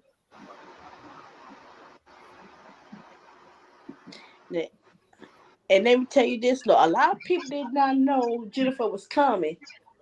I mean, they knew Jennifer was coming. They don't know when, though. Jennifer, but the thing about it is, Jennifer didn't even know she was coming. If you listen to Andrew Wyatt, this shit wouldn't even been where it's at right now. Because if they would have just went on and gave, because they had the funds to get Mesereau. Because remember last year, before the end of the year last year, remember a lot of YouTube bloggers, pages started to disappear last year. Man, that man said people in R. Kelly camp did not want Mesereau to represent R. Kelly. Mesereau met with them, and they said between the PI, the other dude that called in the gun threat, they did not, Mesereau didn't want to have none of them around. And remember this. You know why they were sending Jennifer to send all that money, and she returned that money back. The reason why they did that so they can say she stole the money. They gonna always try to do that. These people sitting around they thought they was gonna do how they did them other lawyers. Jennifer's like, no, not on my watch. She wasn't having that. Canic, but I ain't gonna even lie. Canic did create, for the little shit that he had, he did create doubt. He punched, but I believe if Ann Donnelly would have let Canic work the way that this judge let Jennifer and Brentley do their work, I believe Canic could have cast even more doubt. If you go back to New York, you got these witnesses on the, you got these accusers on the stand saying, I didn't say that. The government said that. That's not my statement. You got dumbass Demetrius Smith. He asked for his testimony transcript. Well, you know, shit. Oh shit.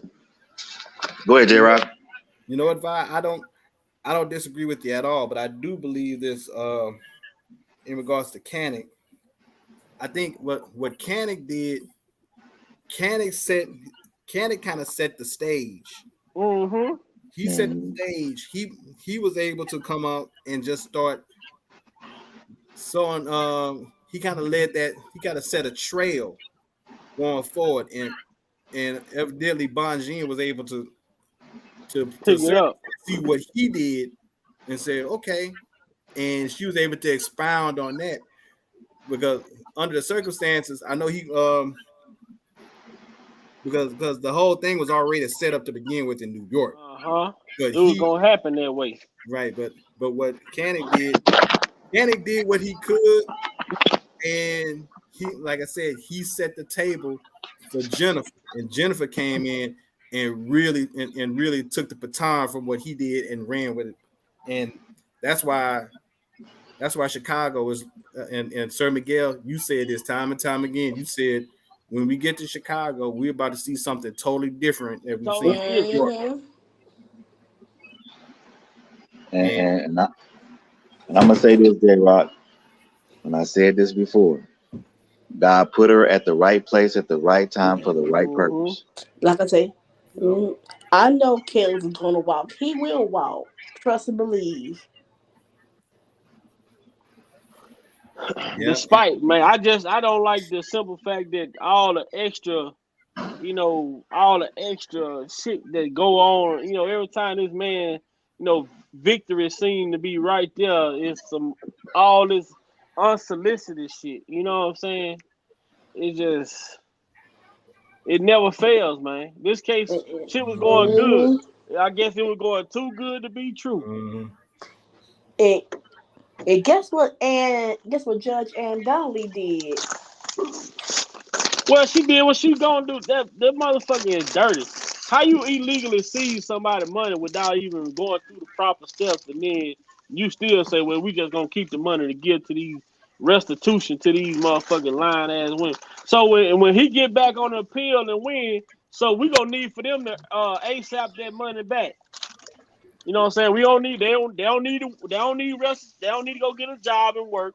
We need the same way they took that man money. We need them to pay it back in a lump sum, just like that. Nah, don't do it lump sum. Tell them pay it all back to R. Kelly. That's a lump sum. Goddamn, creepy teeth. Why you be creepy? I'm not creepy. You're creepy. What? I don't creep through the night. I don't do that. But you know what? I'll say this also. I mean, even if some BS comes out in the Chicago case and they find out and they find him guilty in the Chicago case, there's so much information and so much stuff that came out because now the spotlight of injustice that's on R. Kelly's case is going to be even bigger than it was in New York. Yeah, right. Yeah. Also, J-Rock. Also, they say it might take to the Supreme Court too. Yep, it could because it still got to go through this. What was the Second Circuit Court of Appeals? Yeah. But the key piece. The last piece of the Chicago trial is Jim Derogatis, man. When they keep letting him slip. We ain't done with him, Big Vibe. We ain't done with him. Oh yeah, as a matter of fact, the live we was on, that me and Sir Miguel was on. Truth be told, the topic, the actual topic was about Jim Derogatis, and she went in and they went in. They talked about how they played the clip of Jim Derogatis on WGN, how he was being interviewed by them, and mentioned the fact on how They talk about Jim Derrick Goddess talking about obvious evidence, and then at the end of the interview, they talk about, well, you was called to testify, whatever happened with that, and Jim said, he said, the judge found that it was unnecessary because everything I said had been pretty much been written and been in public. But see, what he was saying and what Jennifer was asking, there was going to be two totally different questions. Mm-hmm. Now he's scared because he knew he done lied. He got scared, got cold feet. Yeah, he got scared. He got cold feet. But I think what's really was going to happen, those dots were going to get connected. Cause Jennifer was going to burn his ass up. Jennifer's going to burn his ass up. Because Darryl had already laid the puzzle out. He was going to connect the dots. Mm-hmm. And in a Big Vibe, when I was on Truth Be Told platform, I told him about the point that you made when you said about how Jim Derrick Goddess say he's protecting his source, but you got the tape anonymously in the mail. Right. Yeah. You can't never make that make sense to me. So what do you mean you protecting your source, but you got a tape in the mail anonymously? So that means if you protect the source, that means you didn't get the tape anonymously. You know exactly who gave it to you. Mm-hmm. See, that goes back to his window getting shot up. Barry Hankerson sent them a message. You go down there and testify. Wait a minute, they shot up Jim Derrick Goddess' window in 2008. Supposedly. Yeah, did it really get shot up? Oh. Barry Hankerson, trust me, Lee, he gonna be called. He gonna be subpoenaed, Raj. And what I believe is going to wind up happening, because you still got the state case and this other case, and some of these same accused may have to come back out again and testify. Mm-hmm. Somebody gonna crack. Mm-hmm. Somebody gonna crack, and I promise you, Jim Derrick Goddess's name is gonna come up again. Mm-hmm. And it's going to be put in a position where he's going to be like, oh, hell, now I got to keep asking questions. But then he's going to lean on the fact like, well, I was told by the judge I didn't have to testify. But then all these shadows of doubt going to come around him again. Mm-hmm. Even looking at the fact that how they going to say he's a music critic. But then as he get involved in the R. Kelly shit, he become a investigative journalist. That ain't the same shit. Mm-mm. 1 minute you're a music critic. When you want to involve yourself in this case, you are an investigative journalist. But then when they subpoena your ass, you just a music critic. Right. When this New York case come up again, who you think who all gonna be subpoenaed? You think Lisa Valley gonna be subpoenaed again? I don't think Lisa was in the New York trial. No, Lisa wasn't in the New York trial, but Faith Rogers was. I believe she gonna get subpoenaed again too. Oh. You see her. The guy who was our civil attorney in Texas running for attorney general, I think. Lee Merritt. Yeah. Yeah, I saw that. See, I'm Crazy. like, every time I've been saying, I said R. Kelly's been used as it's being used as an election tool and political pawn. Mm-hmm. Everybody trying to come up off of him. They trying to get some right.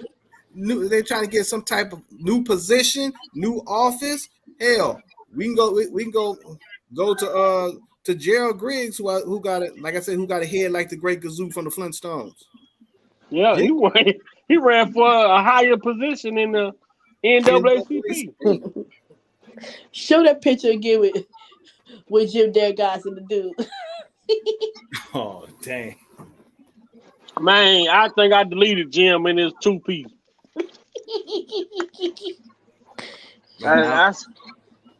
Man, the people haven't been subpoenaed in Chicago.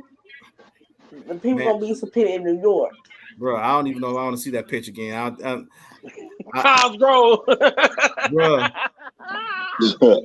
My eyes can only take so much, dog. Don't do it, man. Don't do it. Don't do it. Please don't. I got something for you now. Man, my eyes can only take so much, bro. Bang old Cosgrove. I got something for you. Boji. Yep. I told him I was coming. Hey, Jesus. I told you I was coming. Right, who gonna pray for me? Who's that creeping in my window? Ah, woo! Our God is an awesome God. He raised from heaven above with his strong power and love. Our God is an awesome God. On my stepdad. I'm F-R-E-E, devil man free. He saw the best in me. Yes, Lord. When everyone else around could only see the worst in me. Hey, watch this spin. Woo! Hey, I came to church just to give y'all a show. I'm glad y'all enjoyed it. I see y'all later. Hey, Miss Shirley. Ooh, that hat is nice. I remember her. Snoop had pulled up for her one Dana time. played that before. No, Dana ain't played that before. That's the Big Vi exclusive. Yeah, Snoop Dogg pulled up on her down in Houston, man. Yeah. Somebody said funny, that is Drea.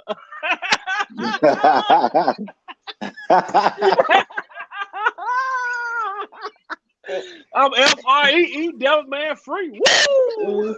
And I think Aaliyah brother said something about Barry Hankerson. Aaliyah brother. I brought up a point last night when they talked about Aaliyah flying back to Chicago without her parents' consent. And I told J-Rock, I said, hold on. I said, J-Rock, something ain't making sense to me now. How did Aaliyah get back to Chicago? As far as Demetrius said, Aaliyah got back to Chicago and Robert went back and Aaliyah said she wasn't going back home until he married her. I'm like, well, how the hell did she fly through the airport? First of all, with no security. This is Aaliyah.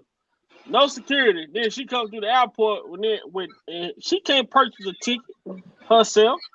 Right. She wouldn't have been able to purchase no ticket herself. So how did she get back? Then he didn't say that Robert bought the ticket as all these other people say. Or like old girl, what's her name? Tiffany Sampson. We said she had the password. That what the dude said. 1621, the pass code. What up, Dean? What up, EJ? What up, Dean? Hey. Okay. What up? I told you All the fellas up here, your ass finna get kicked out. Yo. We finna get this woman up out of here. No, I'm just playing. That's Creepy T, y'all. What's going on, Dean? Long time no talk, bro. I know. What's up, bro? What's up, y'all? What's up, family? What's up, all y'all? What's up, Dan? Yeah, now what you call it? Y'all see all the madness going on this week? Yeah. Man, look, I ain't even touched it, man. Cause I ain't trying to get attacked, and I damn sure ain't trying to get smacked. She posted a video. She posted a video today. I don't want to hear about the video, man. We don't Who want. posted We video? don't even. What y'all think about McDavid? What y'all think about McDavid? I heard he at the end he kind of like was on some wish-washy shit. Yeah, he started backtracking like a turtle. Yeah, I ain't understand the point of that. He on some like basically saying I ain't understand him. But now y'all could speak. But one thing I wanted to say, because Dana was saying yesterday, like he was saying like when McDavid said he didn't know, he didn't know. I guess some as far as some details with Jane, he didn't know about or some. As if he didn't know. I can't remember exactly what it was, but what I do understand is that Daryl, man, I ain't gonna say Daryl, but Palladino with the goddamn note keeping that he took, him and Ed Jensen with all them damn notes that they took. They had been investigating Charles Freeman and Lisa Van Allen and all them people who was extorting R. Kelly, Barry Hankerson, Susan. They had been on them people trail. But yo, Vibe, I want to say something. Boom. I don't know if y'all seen before Ed Jensen had passed. I don't understand. All right, basically, boom. He's saying, yo, the tape was altered. They setting up Kells, right? But before he passed, in an interview, he said R. Kelly was guilty as hell. I You heard gotta that. keep, well, you got to keep in Did y'all? mind he was on his lab deathbed, and he was already full of drugs and stuff and all that kind of shit.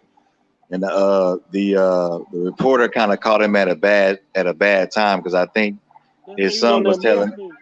his son was telling him to only ask certain questions, but he went beyond the scope of what was supposed to be asked.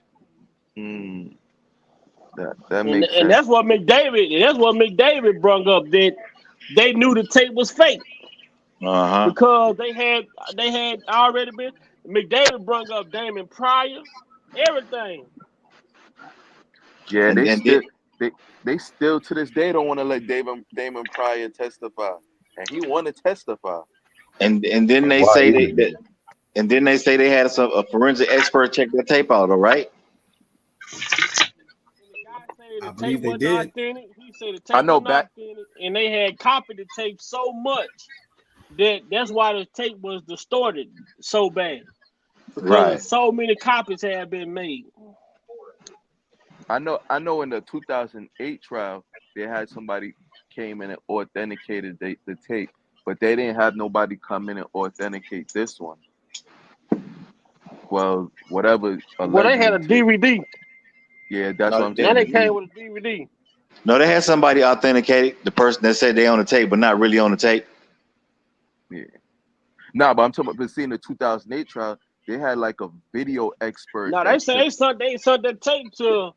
They say the tape was sent. It was investigated by one of the top investigative colleges, like forensic schools in the United States, and it was determined that the tape wasn't real, wasn't authentic. Just like we said earlier, what the judge say, the rotten tomato. Uh-huh. But of course, you know the media ain't gonna put that out there anyway. Yo, y'all see No Neck Jimmy? Yo, he keep pissing me off, yo. Son, Man, I think he pissing everybody off. yo, he running from this smoke. No and Neck then, Jimmy. and then, and as soon as his ass, yo, he get up on the news today, popping his shit. I'm like, yo, what's wrong with this guy, yo? He just keep But see, pissing me motherfuckers, off. shit like that with a person like him, something gonna happen to that dude, and I don't wish bad on nobody. But when you out here doing shit that he doing, bruh, your karma coming. Facts. Cause it's like, yo, That's for real. This karma what is. what pisses me off is you so much for black little girls, right? Why is it the only females we ever seen you report on is only females that is related to R. Kelly? What about the millions, or not even millions, the thousands of other predators that's out there that you could be doing stories on? You He's just scared of have them motherfuckers. Yeah, he's scared of him. exactly. That's a fact. I'm not gonna talk about Tyrone. Hell no. Tyrone put a Exactly. bullet in my ass. They Kelly ain't. He got all this energy not to get on the stand, but he can go on TV to talk about the case. What kind of sense did that make? That basically tells you what kind of person he really is. Exactly. And it's funny because on YouTube they got comment sections talking about why he ain't even get on the stand, and it's a shitload of them. Right.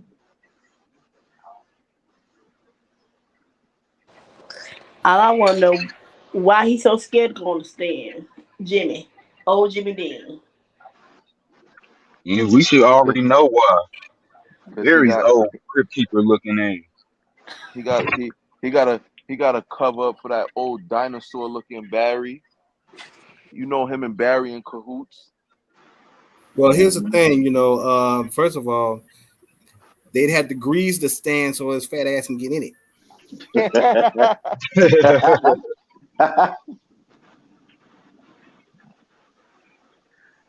Because I believe the stand got a weight limit. Like when you get on the elevator, like you only got so much capacity. I think the stand only got so much too. And look at they purposely delayed the trial Tuesday just so the judge could get that motion and grant that motion. They did that shit intentionally, man. That wasn't no motherfucking mishap. Man, they got one of the most prestigious buildings in Chicago. Talking about an electrical problem. They lock up innocent people every day. Exactly. They think they slick. Jim Degas, he got a weight problem. He can't wait to eat. Yo, yeah, you can stop eating on them pork chops and all them goddamn cheeseburgers. He been on them glizzes, man. He been on them glizzes. Man, like clockwork. A glizzy, man. He look like a motherfucker that eat out the gas station, man.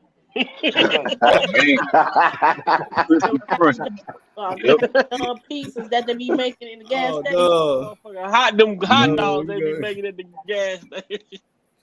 So Big Vi, you got so Big Vi, you got Jim Dad got us doing the quick trip promos.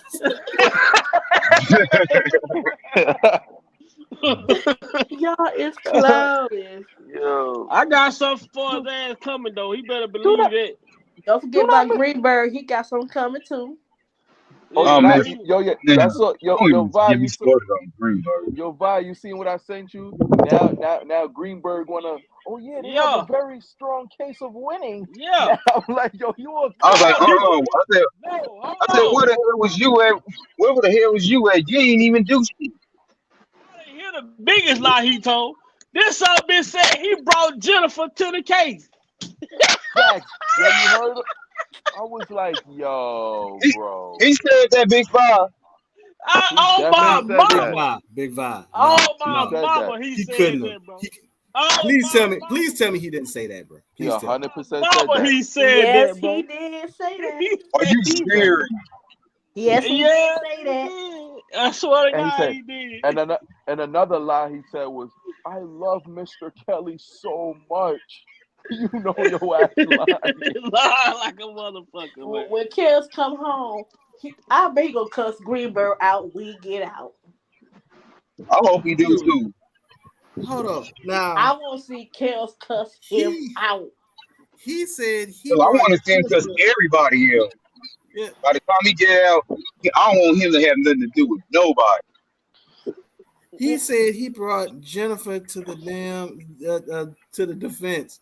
The same dude that brought Daryl Baby Powder Johnson, a dude that got long dreads, and they got a dread, no goatee. He got 3 haircuts. I have dreads, I don't have dreads in the beard, but you ain't got no goatee. 3 haircuts in one. Y'all call Daryl Johnson Baby Powder. He got dreads, a face. Hell yeah, I mean, I thought Mike Tirico had a messed up haircut when he had 3 fades on one head, but damn, Daryl Johnson turned around. He got how you get long dreads and then you got and then you're gonna have a piece of a beard, but you don't have a goatee, but you got long hair everywhere else.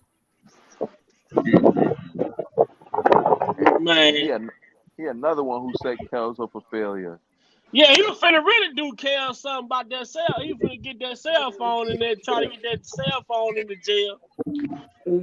And the worst mistake Kels did was doing that interview. No, it wasn't. Why was that a mistake? I don't see how it was a mistake. The man, because a lot of people took it to be a mistake. He should have done it. He spoke the truth. You know what's the thing, Queen? Hey, Big Vi, I'm gonna have to bow out, man. You about to get out of here, sir? Yes, sir. Okay, man. Well, I'm glad you came up, man. I know it's 1:30. It's the late night crew. Everybody ain't made for this, man. At least you can buy out. Miss Lady T was on my shit sleep last night. I wasn't asleep. I saw a little bit of the playback when you talk about it. They talk about Miss Lady T and went on creepy T and went to sleep. went to sleep. You ain't made for this late night crew. Hell no. The late night crew is a little different, man. Your ass gotta be, hey, then it's Friday night tonight, shit. Ain't no telling how long you might be on this motherfucker. We might be up to 10 in the morning. The late night crew built different, man. He trying to be like Andrew Walker, do an $18 live. Nah, I ain't trying to be like Andrew Walker. Oh, yo, I be seeing Salute, Angie salute, live. salute, sir. Son, yo, Angie, yo, she'll be on live for 10 hours straight, then take a 45-minute break, and then be on live for like another 15 hours. Man, they be doing. I can't do that long, man. I do about 4 hours. You know, especially on my Friday. This how I get through my night.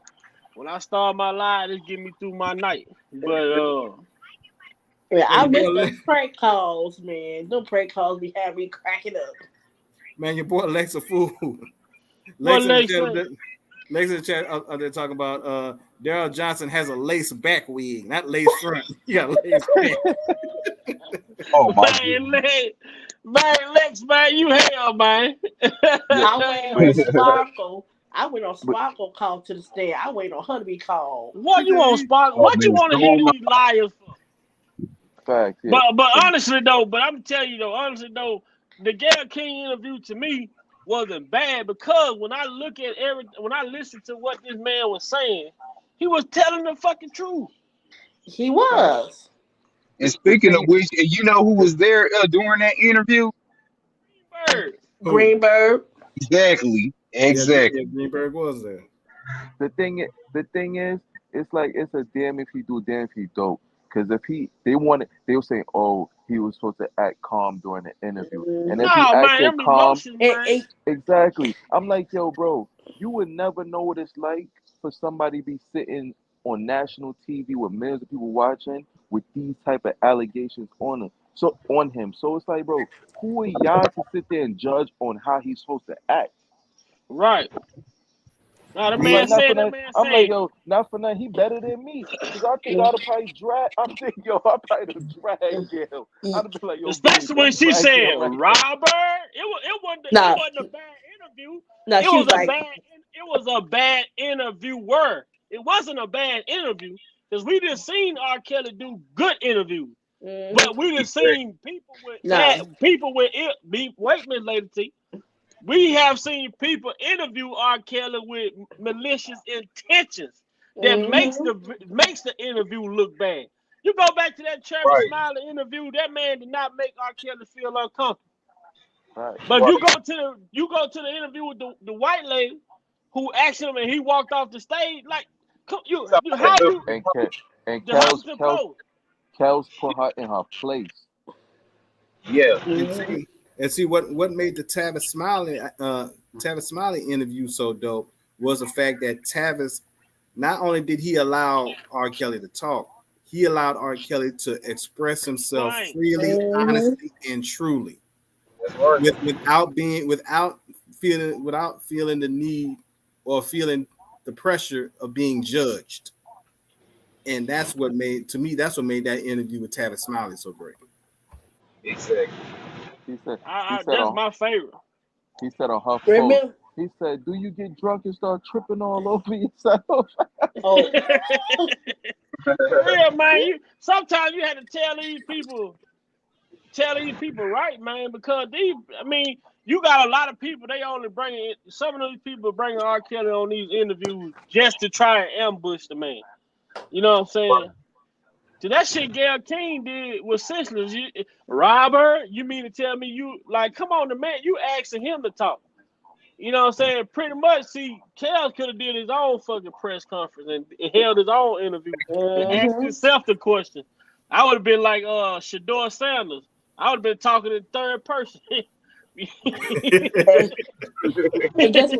And Tim Savage would bust up at the Tim conference. Savage wasn't gonna bust up around no real man. Do you understand? Right. Tim Savage is acting. He wasn't trying to confront nobody. Tim But Savage if is you a want to go Now, coward. I down, took, now I was talking about if we came to daughter the so conference. bad, Baby Powder Johnson say, if it was my daughter, I've been and drove my truck through the building. Right. I'm Mm-hmm. telling you, him and Angela are cowards. That's a definition of Hold on, cowards Lo. for real. No.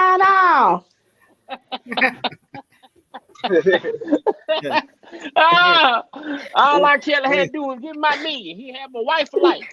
No. You supposed to give her the 135 hours. The 125 album. The Yeah. 125 album. Oh, yeah, we can get a Robert Kelly for his ass, nigga. Nah, low. I mean, talk low. Hello.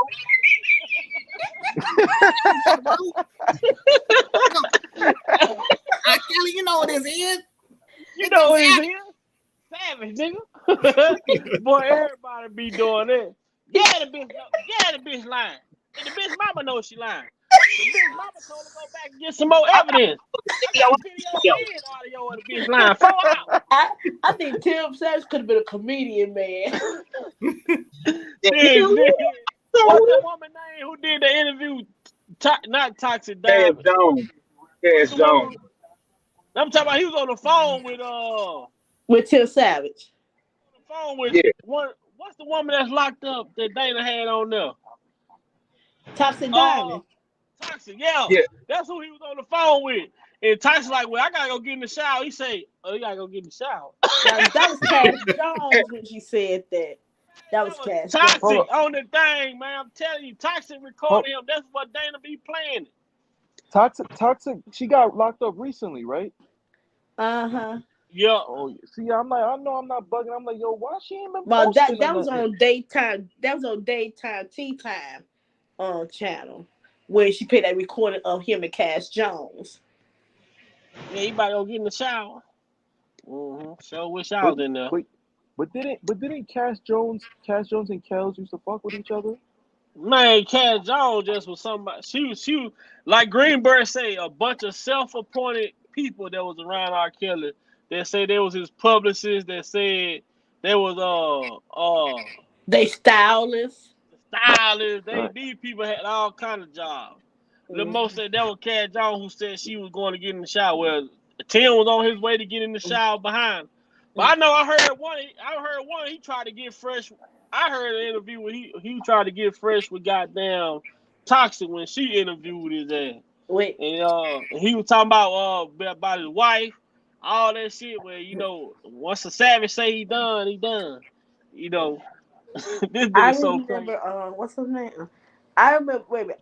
Y'all heard a record of Cash Jones and R. Kelly. I think Cash Jones say she told him don't do that interview.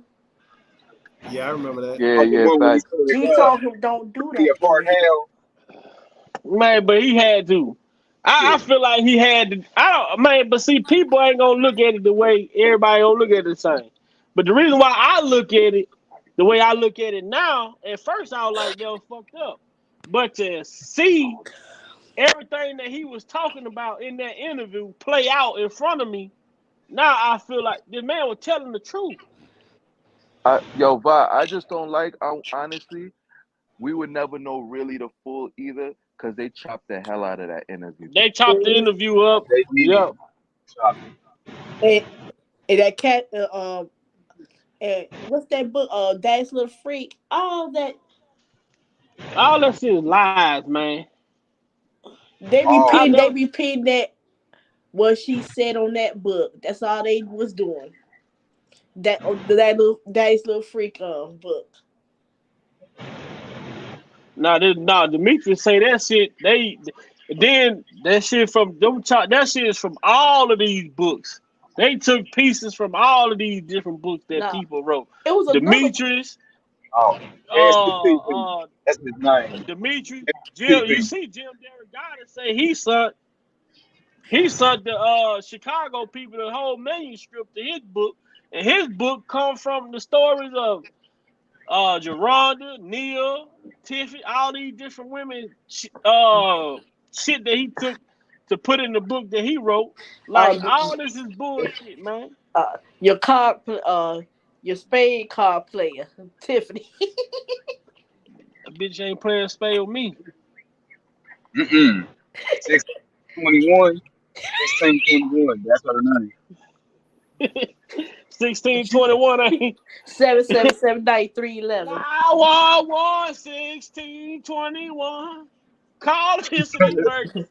7775309. I'll tell you what. She the only woman I know. If she go ahead and play blackjack and she got 21, she still gonna want to hit.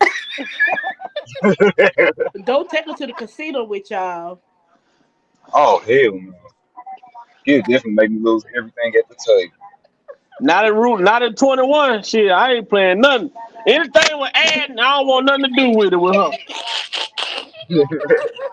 I'll tell you another game you don't want to play with her. Don't Monopoly. Don't bring her to no domino table. Oh no! Hell no! Hell no! That motherfucker gonna pass out. Be like old boy on motherfucking Harlem Night trying to get a cab. Taxi. What you trying to get a cab, motherfucker? Richard Pryor, man. That's so funny. Eddie Murphy. He was well, too on that. Well, you get ready Nights. to be a rich nigga. Cause come Saturday, somebody getting knocked the fuck out. Man, you know what be so messed up? I can just see her right now just jump up and then slam a domino on the table. Like, that's 5 10. Remember back in the day when you had home. Remember back in the day when you had homework. Man, she can't help her kids with no homework. Remember how many? Oh my god! It was nothing. How many apples? It's 8 apples. How many apples Johnny ate? Johnny ate 3 apples. How many apples are there? Now she's still probably drawing the lines on the paper, crossing them out.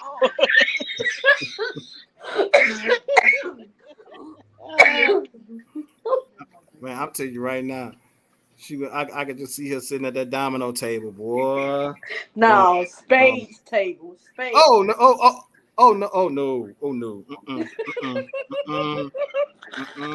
She'll get cut at a spades table. Well, you get ready to be a rich. Y'all maybe we'll watch Harlem Nights tonight. That shit's so funny. Let me say, check his pulse. Check his pulse. He said, "Junior dead." He said, "Junior dead, the motherfucker." He killed Junior. Oh, quick, I'm gonna kill you. I'm gonna kill you. Y'all did this to my mama. Y'all did this to my mama. Y'all is crazy. Motherfucker paid. I don't care how long. Y'all motherfuckers paid.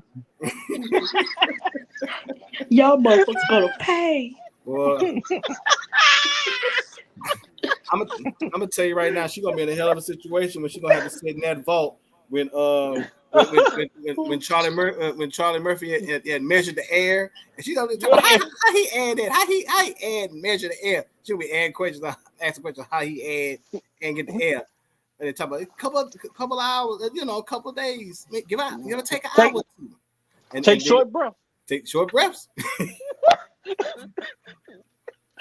Next thing, Vanessa Brown said, "Stop it. Just make sure she had 1, 2, 3 ABC books." See, that ain't enough.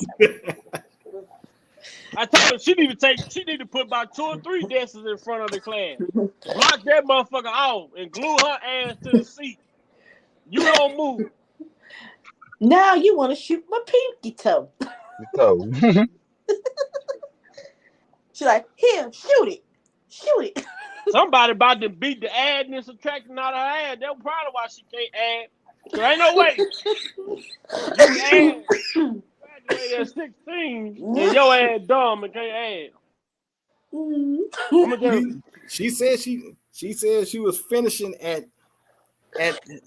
East at East High School. At Rich East High School. At Rich East High School. Yeah. She didn't say she graduated though. To her defense. She said, and that's the question.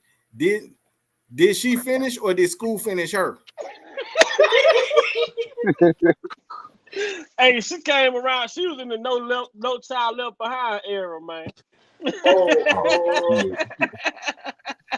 They just kept passing her ass. Kind of looked like her head though. She kept getting left. We kept rewinding the tape back.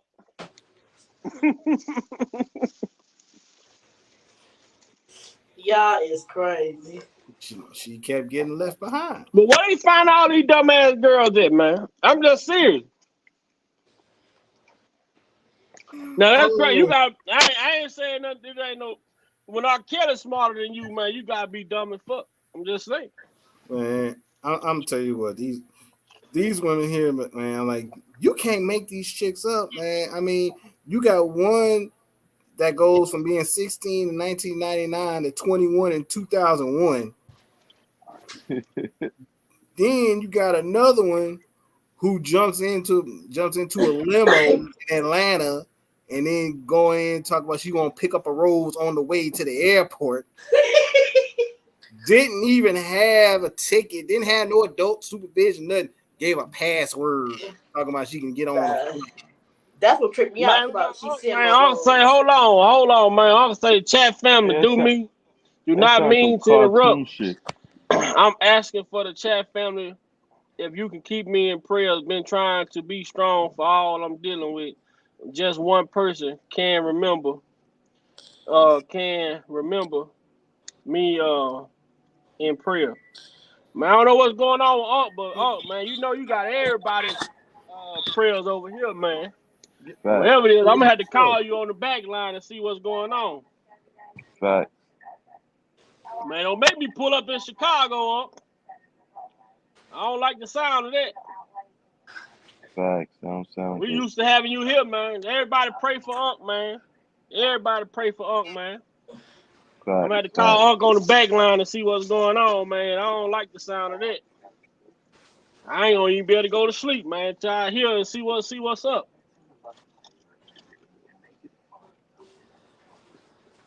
Coretta say they not dumb, they criminal. Right, dumbass criminals. They say either they pathological liars or they idiots. Man, they could have this whole goddamn trial on World Dumbest. They need to start a World Dumbest trial. A world Dumbest trial. This is why they ain't want no cameras inside that courtroom Man. or nothing. Because anyhow the public was able to see this trial, oh man, the world would have been like, no. What the hell is going on here? I told when I was on the Truth Be Told platform, I said the way this whole thing looks, I said it looks like if Love and Hip Hop had a court show. This would be it. That's how I see it. I mean, Lil Scrappy probably be the bailiff.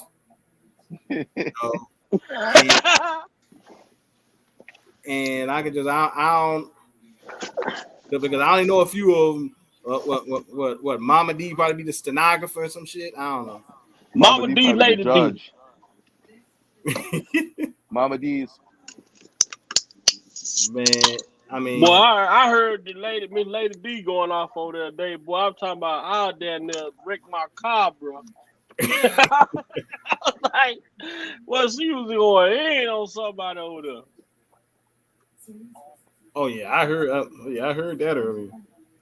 I say, damn, but I do say that somebody over there, whoever misinformed the lady, man, they wrong for that, man. They wrong for doing that.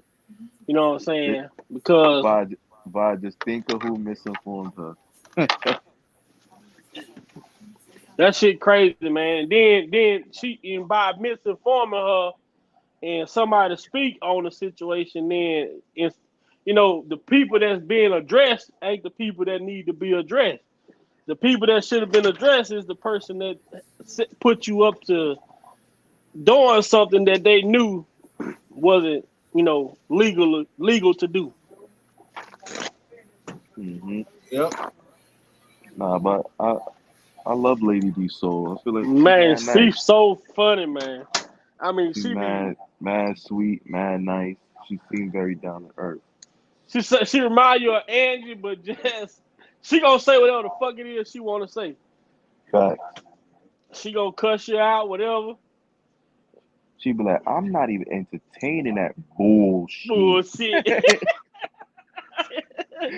Yo, Get she the had fuck me out of here dying. with that.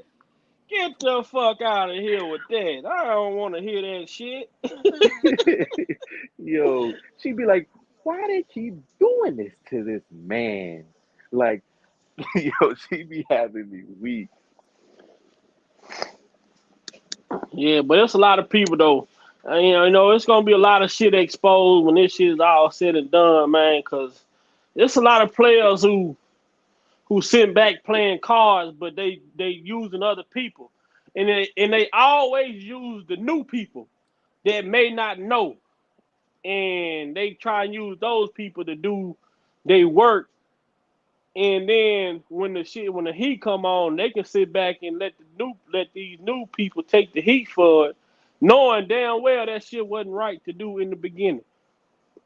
Right. Fuck you Uh, going. I, You can't have no billboard circling no goddamn court. Man, come on, man. right. I'm not gonna lie though. One person, if he ain't acquitted, I'm gonna be very shocked. Is June. June, yeah. Yeah, I'm gonna be like, if they really find him guilty, I'm gonna be like, damn, what the hell is going on? June like goddamn Marshawn Lynch. Shit, he just there so he won't get fined.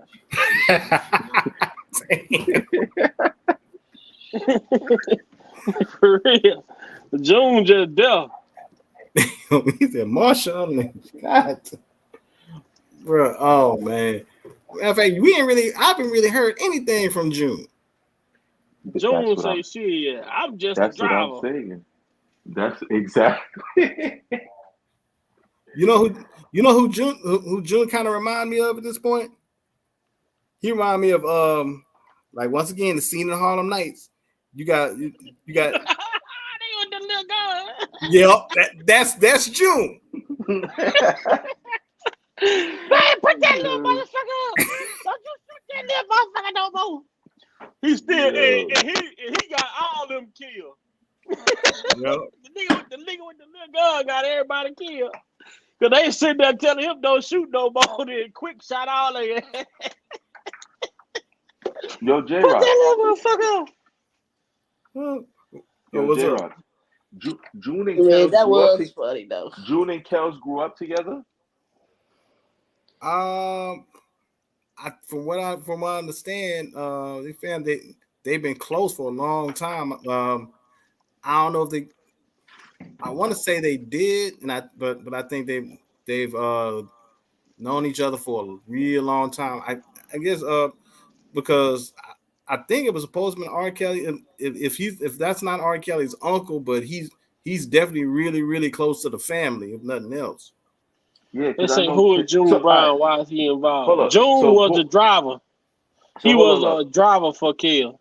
So June and Junebug is two different people. That's what I'm trying to figure out because at first I thought it was the same person what they was talking about because I heard like Uncle Junebug, but then I hear June Brown. I kind of put like. But now I know they say that Uncle Junebug is his biological uncle. Right. Yeah. So. Right. Yeah. When they said June Brown, I assumed that it was Junebug. That's what my thought was. I could be wrong. No, Joan Brown is Milton. Yeah, Milton. Yeah, Milton June Brown. Okay, because if y'all listen to that song "Real Talk" off that Double Up album, he mentioned his name at the end. Well, Sunshine.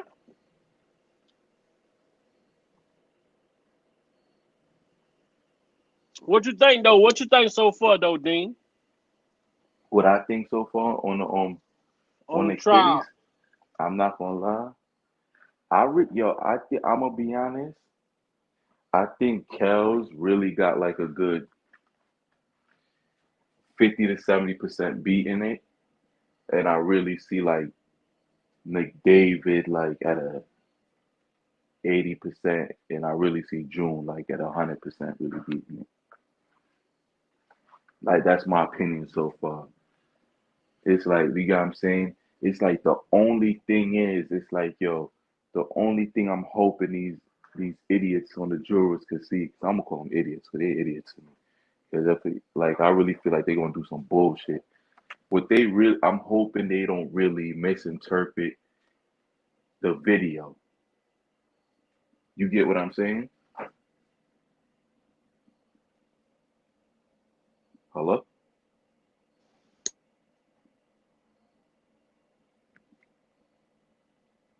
My shit went in and out. I mean, my bad. I would question the video with this girl saying that she 14 on the video, but in court, her testimony, she said that she was 15 when she had, when she got involved with our killer like that.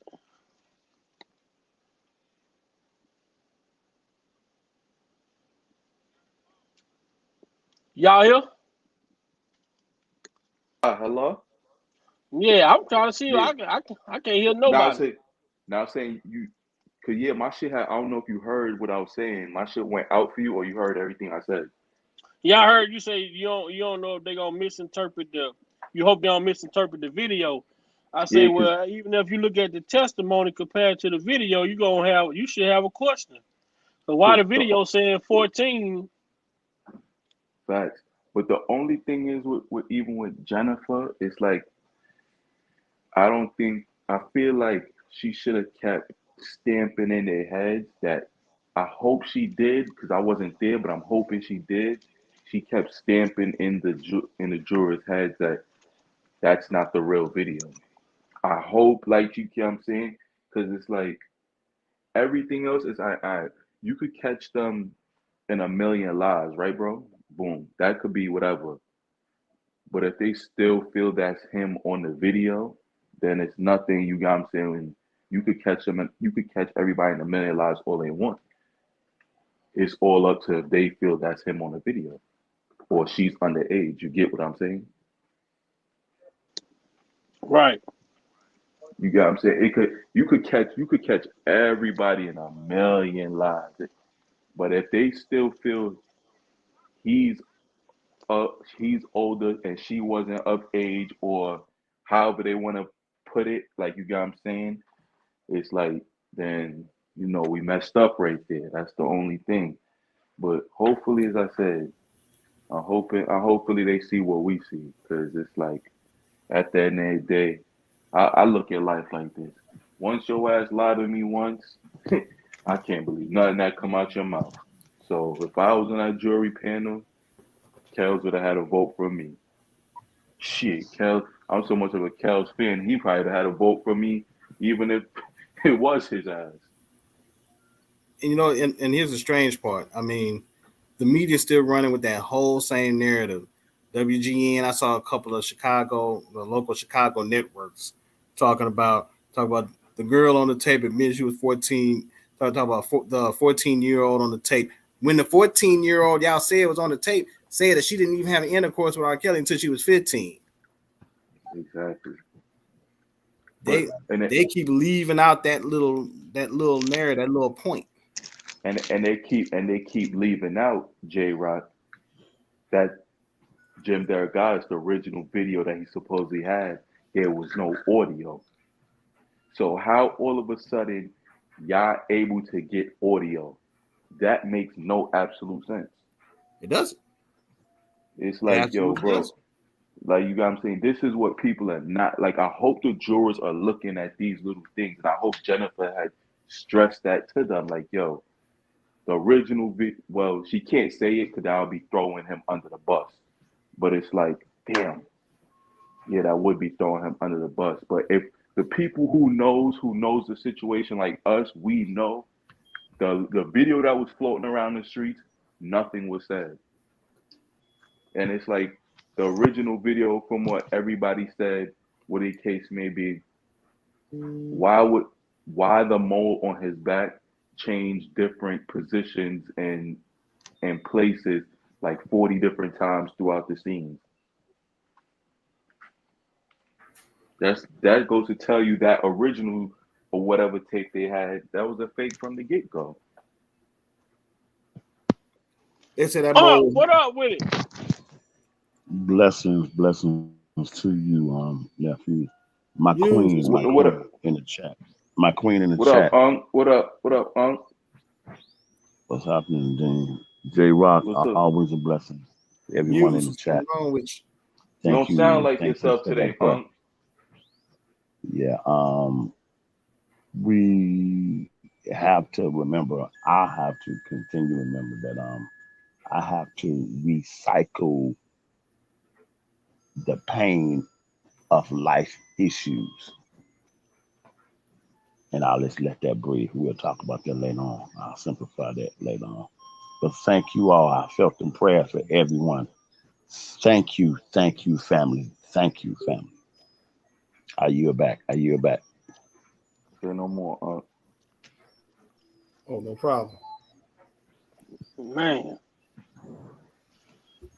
I'm gonna have to hit that road, man. Mm-hmm. What I missed, give me some of the highlights. Dean, I wanted to ask you something that my nephew was talking about a number of nights ago. Okay. Whatever they did, after it gets out of the judges and the jury, do the appeal still have to face a judge and a jury, or is the appeal process different from what they're doing now?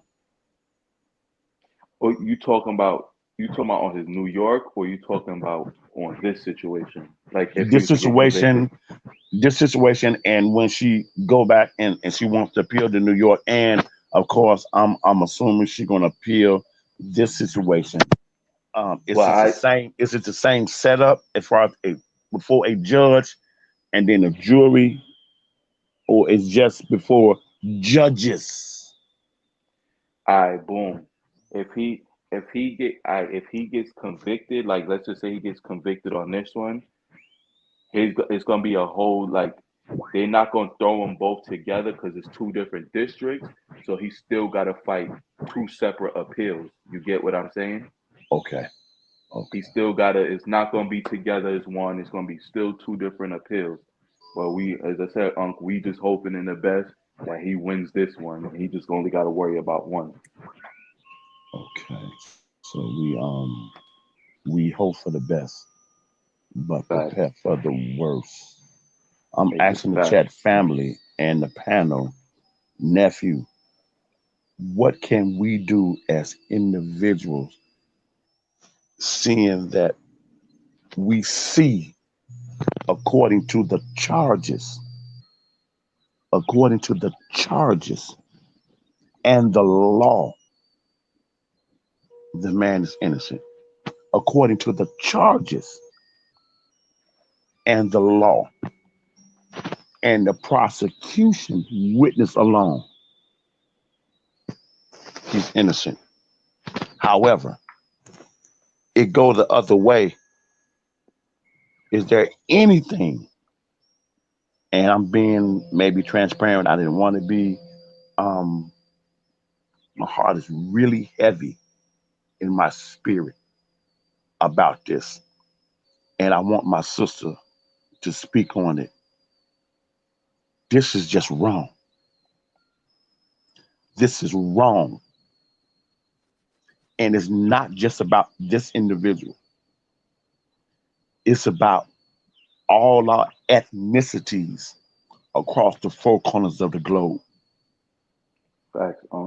It's a heaviness about this type of thing, my sister. What can we do as individuals? And I yield back. This is just wrong. It's wrong. And Unc, they know it's wrong.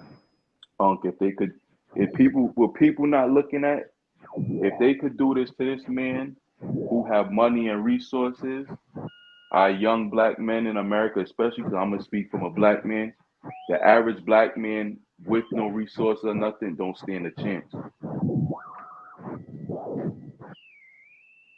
Have mercy.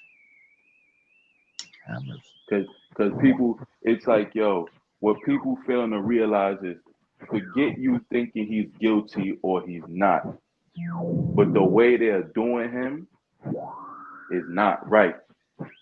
Because not for nothing, I always tell people, whether you don't like him or not, you wouldn't like that if that was your brother or your father, if they was doing that to him on the stand, or your uncle. Yes, sir. Because not for nothing, fair is fair, and what's right is right. Yes, sir. Yes, sir. And two wrongs definitely don't make a right. Right, and at some point you gotta have a heart when you hear these people telling blatant lies, and it's the lies that got this man up in there. You can't sit here and tell me that you don't give a fuck. You can't sit here and tell me that you don't care. When you hear these lies being told, when you hear these lies being said, you know, it's just, you know, but like Supreme Court say, you know, just because a person come in there with a rap sheet a mile long, you know what I'm saying? That don't mean you can go to town on their rap sheet because they got 20 felony convictions.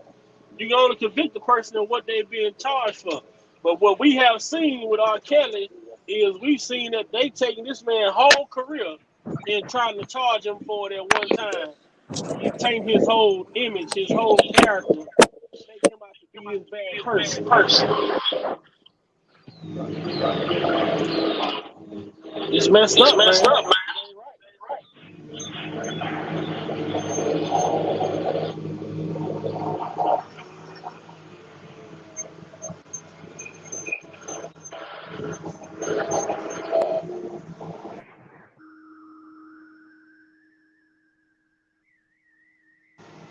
J Rock, you there? Yeah, I'm still here. Okay. Yeah, man. I let you speak on a little bit. The way this whole scenario has been playing out, I mean, like I said before, and I totally believe this, even if they try to come back with a conviction with him in Chicago, it puts it now in a position where that spotlight of injustice is going to get even bigger than it was before. And now you're going that whole free R. Kelly thing is going to get even louder than it was in New York. You got a few voices kind of coming around a little bit in New York, and then the way these witnesses and everything, and the way the government has been trying to present this case in Chicago, and some of the transcripts has been read on certain platforms, and other people getting a hold to them and reading them and then going through them, and that now they starting to see what the BS has been going on this whole time. Now, what they previously thought in the New York trial, when they said, well, we all know damn well 30 years was not deserving of a sentence when it came to him in that charge. Now you go to Chicago, he gets sentenced again in Chicago, and especially after all of those witness testimonies were very suspect, and he still gets sentenced. It now puts like I said, that spotlight then got a whole lot brighter on it than before. So I really believe, now my personal belief, what I think is going to happen, I believe it's going to be a hung jury. That's what I think is going to happen. It might not be an outright acquittal because you got Jim Derogatis not testifying, because I totally agree with you, because Jim Derogatis is the eye of this big fucking hurricane. And Jim Derogatis, he would be the one to connect the dots to everybody, because barriers going to be thrown in it. Demetrius Smith, Sparkle, and I'm telling you, I think that list I gave, I still believe that Kim Fox is somehow mixed in with Jim Derogatis, because hell, Angel Cruz, who was another attorney that was supposed to testify, it looks like that's not going to happen. She still got to answer for those emails in regards to Jim Derogatis. Jim Derogatis dropped a manuscript on the email to her. And if you want to have more information, let me know. But he doesn't want to take the stand. Somebody make that make sense for me.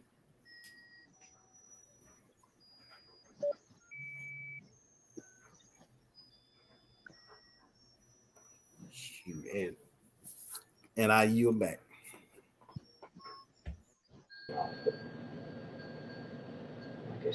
That just don't make sense, man.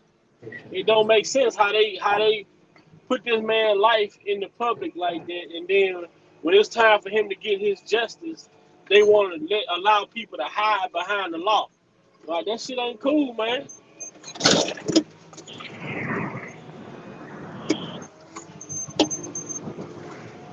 It ain't cool at all.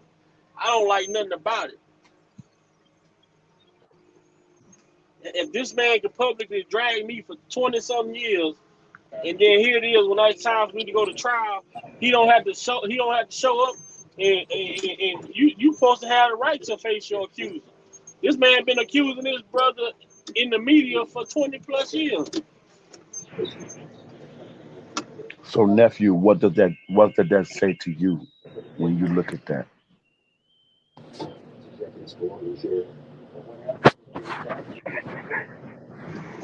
It says to me, what I get from all of this is that this is a system that's showing their power, flexing their muscles, showing that, look, we are the system and we do what we want to do.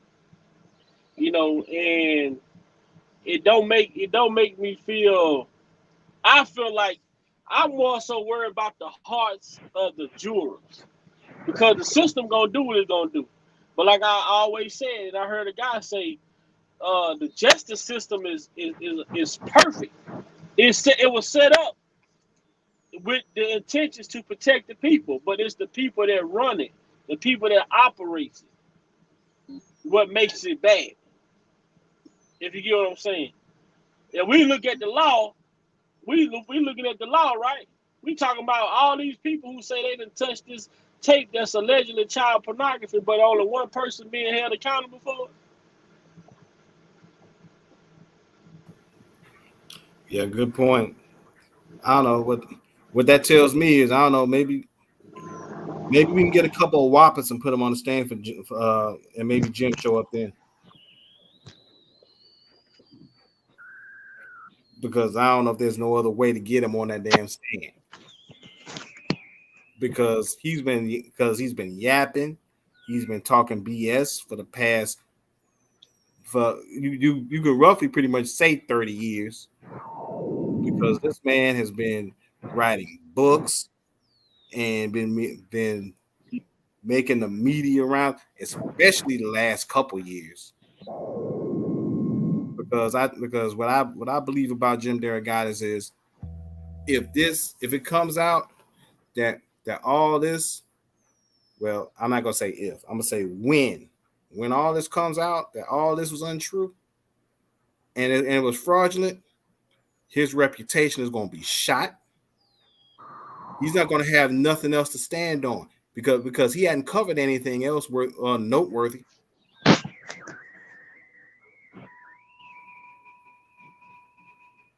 Because nobody else can say one thing. Because if you ask anybody else about Jim Derogatis and his work, I promise you that nobody else is going to say anything else that he's covered that was remotely noteworthy that didn't have R. Kelly's name attached to it.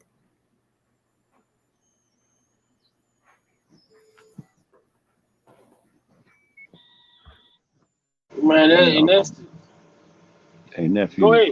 Go ahead. Nephew, J. Rock and Dean Bella. Outside the court, when Pac had that white shirt on, I keep on referencing this. Pops had some very key, essential points. He mentioned as far a code. Help me, J Rock. Um, he didn't say the particular name, but you understood what he was talking about. Um, and if you, as long as you go with the code, and I'm paraphrasing, I know I'm probably off, then you good. But if you go against the, help me, J Rock and Dean Bell, and unfortunately, you don't know when you sign and you come into the industry, your heart and your passion and your gift is to do that. You don't know. It's like triple darkness, as Big Mama used to say. You don't know that you don't know that you don't know. Facts. All right, not to Go cut ahead. you off, not to Go cut ahead. you off Go what you ahead. Go ahead, said, nephew. Go ahead, but I, nephew. but I was telling my girl, I was like, yo, there's two ways they get you. I was like, you could sign either an Illuminati contract, or you could actually really sign yourself over. Like really, you go in that door. I was saying where they got Kells at. Kells, because they know he couldn't read. Kells signed an Illuminati contract. That's how they get you. But we know Kells ain't with none of that. That's why you could tell Right. eventually as time's coming out, once he signed a certain type of contract, he trying to buck the system, and Right. they don't like when you Right. buck that system. Because I always say it's two ways you could get. There's two ways in, but it's like, yo, a lot of people we know put pen to paper, and they don't know what they put in their pen to put in. You got what I'm saying? Putting pen to Right. paper for. Right. But yeah, you could keep going, Unc. So what do you do, nephew? I mean, I mean, because I've looked at this. I have family members. Um, I mean, these different. All politics. I mean, this ain't nothing telling me, but all the stuff is telling me all of this. All that. Why go through this motion? I'm just gonna say it like that, and I'm gonna agree with malicious conspiracy channel. Why even go through this? Because it's just obvious what they're gonna. What it's obvious. It's a waste of time. Let's just get to the appeal. If we can even do that, from there, can we get to the Supreme Court? Are we allowed? Do we have a chance?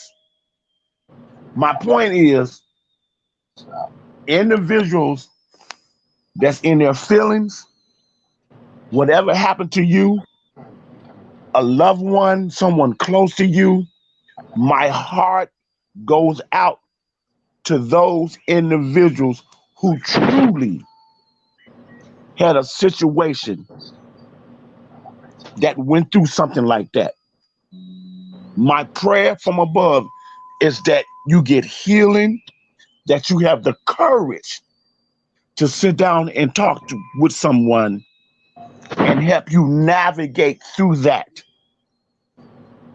Right. However, it is wrong as an individual for you to use that particular thing to go after someone else that did nothing to you, only because you was manipulated because of the vulnerability and space that you were in. So we just speaking for that healing in you to get the comfort that you need. And we're going to spread this throughout the four corners of the globe. Because this is just not about this young man situation.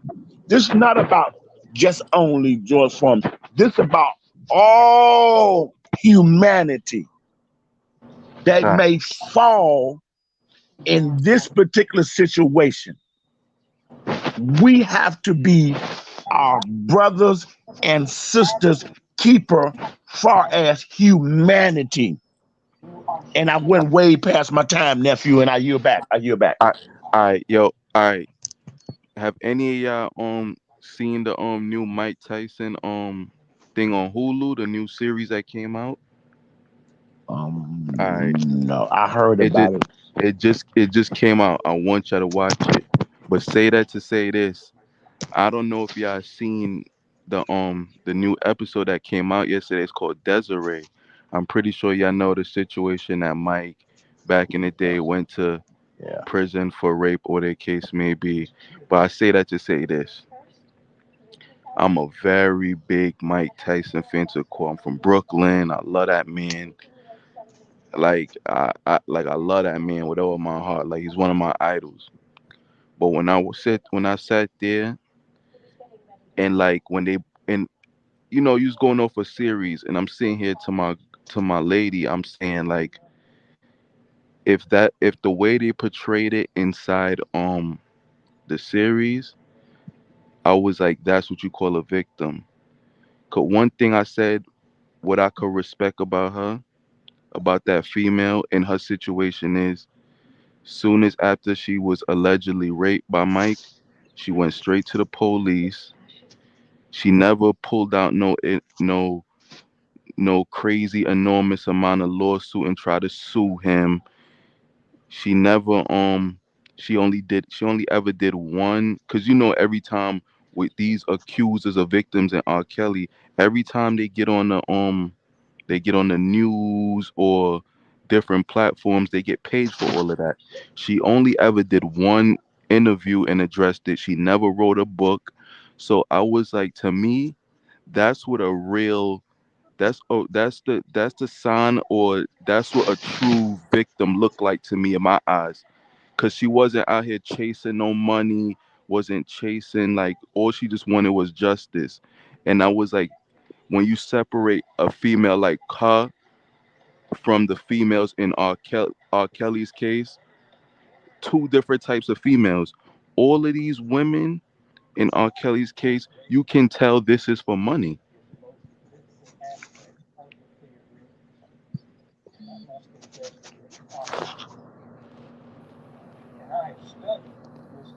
Yeah, you can definitely tell it's for money, but also now that now that you got the backing of the Me Too movement and other organizations like it, it makes it a totally different. It makes it a totally different landscape now. hmm But you get what I'm saying, though, J Rock. Oh yeah, I That get what that you're saying. they, it's like, yo, that chick never. She only ever did one interview. She said, "I'm never addressing it again." She never wrote a book. She wasn't out here trying to sell her story or to make money or nothing. You get what I'm saying? She just wanted her justice, and that was it. I was like, if all of these women allegedly in R. Kelly's case had went about the situation like that, then it would look more believable to me. But when you got somebody who like Tim Savage behind closed doors saying, "Oh, 90% of the series was lies," because Dream Hampton and the rest of them spent $5 million, $5 million plus on a docu series. So once you spent that type of money, you think somebody's gonna be like, "Oh no, I'm not gonna put it out." They're gonna still put it out because you didn't spend millions of dollars.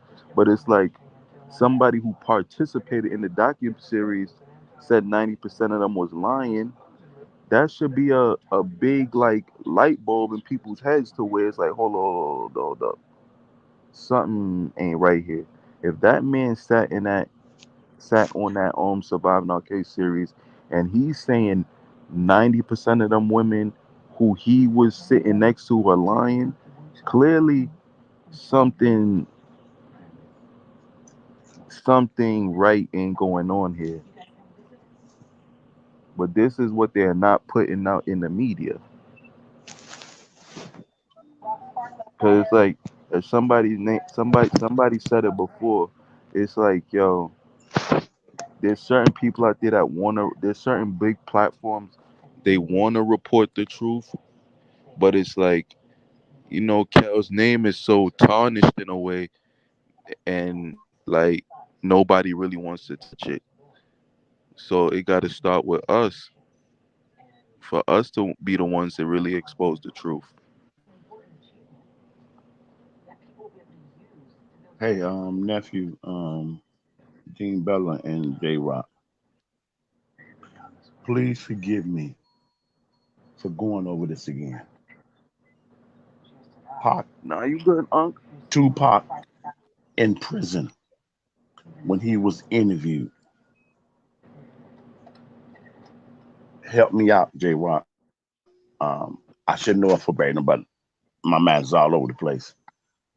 He basically said when it got to that point about a figure standing up for our community, our concerns, the ills and the suffering, the real issue what we dealing with. He said, when we do, y'all take them out. You get rid of them. You don't support them. You don't back them. Our community. He was most to speak. He said all the government, all they gonna do that. We see, but most so our community. And then he said, and you wonder why, forgive me, the NIGGA want to live a negative lifestyle. This is how I interpret it, J Rock and Dean Bella. Because in their mindset, they're not pursuing that. That's not what they want. They ain't waking up and say that's what they're embracing. And I don't care what they're dealing like. Oh, that's what I want. No. They realize we're talking about Mr. Kelly. We're talking about George Foreman. We're talking about Bill. We're talking about any ethnicity that's wrongfully and it has the same situation. The attack. The powers that be, whoever they may be or not. So he said, well, it's safer. And they're thinking, really not, you still gonna get attacked. But they feel like, hey, I don't want that smoke. So help me understand. I believe that exactly what we hear. There's no way you can get the transcript. You can sit in a courtroom of law and hear both sides and hear that. New York and Chicago and say this man, there's no way humanly possible on God's green earth you can tell me that this man is guilty. Now you may have a moral concern, you might be conservative, and you might not grew up in a certain way, and certain things might be like, oh my Lord, oh no. I get that. However, according to the law,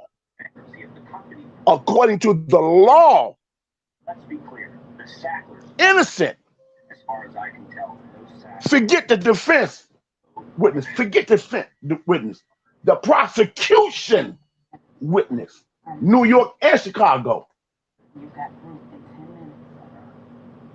So I'm saying, what do we do as Americans? We are the Constitution of the United States of America. What do? We got the power. You don't think we got the power? You don't think we got the influence? We don't think we can address our issues? You don't think? Million Mass March, the boycott, Martin Luther King. Forget that. The looting recently. Oh, that was next. Yeah, I know that. The looting, but they did that, and they could have been. Yeah, I know that. But look what happened to the nation. Oh, they ain't got, organized people in front. Oh, you know how to do it that way. We can do this. We can dress up. Yeah, I got all of that. Is somebody infiltrating these particular communities, these particular settings, these particular talk at the table that want to bring a balance and a healing?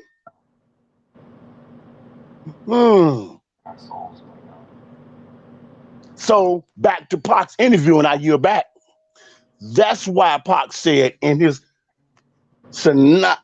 conclusion, he understood from his perspective.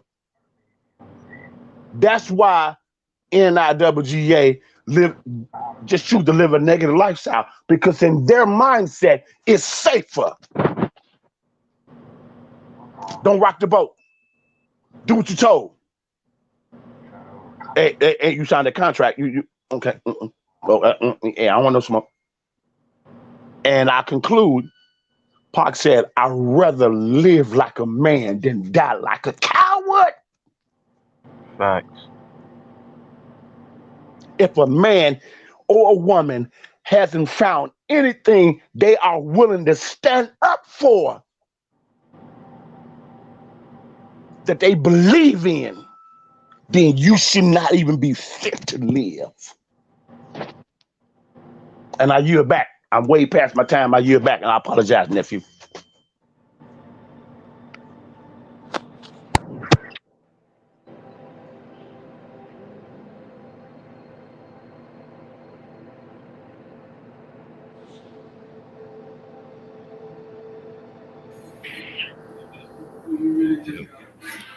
That was deep, huh? It was deep.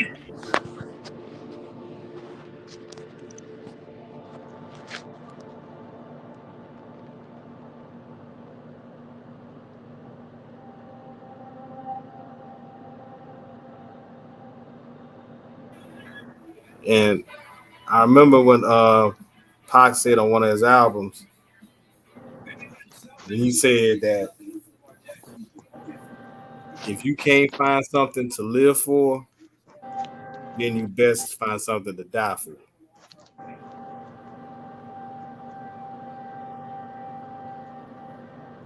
And what Pac is going through, that's why I think Pac and R. Kelly was so kindred spirits, because Pac already had that. Pac has seen a lot in his young life, just like R. Kelly seen a lot in his young life. I mean, especially since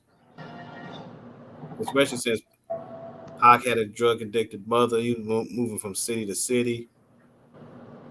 R. Kelly might not have been exposed to drug addiction like that, but he's been brought up in the heart of the ghetto, heart of the projects as a kid for a long time, and he's seen a lot at a young age. Most definitely, J-Rock. Forgive me for interrupting, Miss Coretta Johnson. My sister, thank you so much. Bless your heart and your spirit. I feel your spirit. I feel your energy. Thank you so much. Sandra Bland, they don't even talk about Sandra Bland, Dean Bella, and J Rock. They don't even, we have to, it ain't just about us. This sets a precedent that we have to come to the conclusion that even though others are not doing it, and what I mean by not doing it, at the end of the day, it's all about the human family. I don't care what your ethnicity is, where your ethnicity roots are from. At the end of the day, we are all across the four corners of the globe from the human family. And anytime we see any injustice or mishandle from our children, invading our family, economically, educational, emotionally, mentally, we should stand up, because it is clear that those who are in position that we look for as leaders, some of them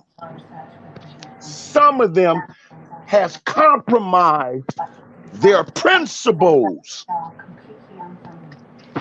and they have gotten away from the very core of what our ancestors, when they put the Our forefathers put the Constitution and all of these other principles and these teachings together to give us certain order for humanity across the globe.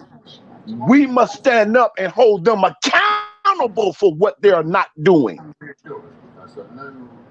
and charge the power that be all the way up to the one who is the chief and commander of chief of the United States of America to utilize that bully pulpit and address the issues of all humanity. Because when any human being suffers, when any individual got to walk out and be careful of their little ones, and at the end of the day, it's just wrong. It's wrong. It is wrong. I don't care what a person has done in life and what they end up with. Yeah, that's wrong. They did this and that, but they never started off like that.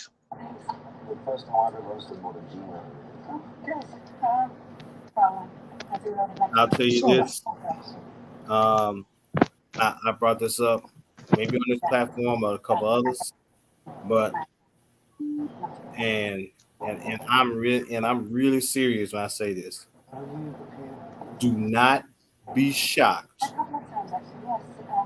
if R. Kelly sues the NAACP. Don't be stunned if it happens. And people was like, "Whoa, what do you mean suing the NAACP?" I'm like, and I said, one of the main reasons why is because of the guy by the name of Gerald Brooks. What his hand has been involved in, and the NAACP as an organization is supposed to stand on the side of black people that are going through any type of injustice, and this injustice is that R. Kelly is going through. It's one of the most arguably the most blatant that we've seen, if not in our lifetime, at least possibly within the last decade or so. It just didn't involve any deaths, but still the fact that nobody's died and he's being paraded from trial to trial to trial, and you've got people like, they didn't have this type of energy for George Zimmerman. Right. They didn't have this type of energy for Dylan Roof. Yeah. They didn't have this type of energy for old boy, for who was James Holmes, who shot those people in that movie theater in Colorado.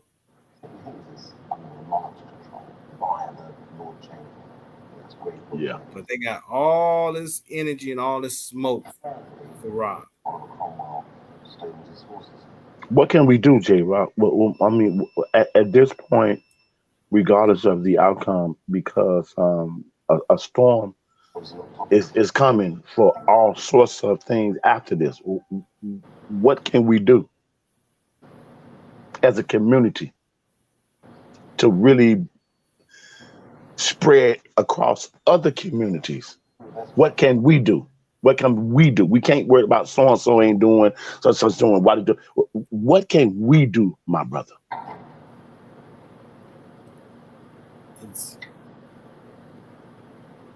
And that's not just to you, brother J-Rock. For other the panel and nephew. I mean, what do you think we all we got? That wasn't just a movie. That wasn't just a movie. New Jack City. That wasn't just a movie. The first thing we're gonna have to do. The first thing we're gonna have to do is take the motherfucking eye. We're gonna have to take the eye out of the apples. Okay. Elaborate, nephew. We gotta remove the eye. We gotta remove the eye. Because if for some reason when it comes to our culture, There's always someone wanting to be the one. The I did this. The I made this happen. I made that happen. I'm responsible for this.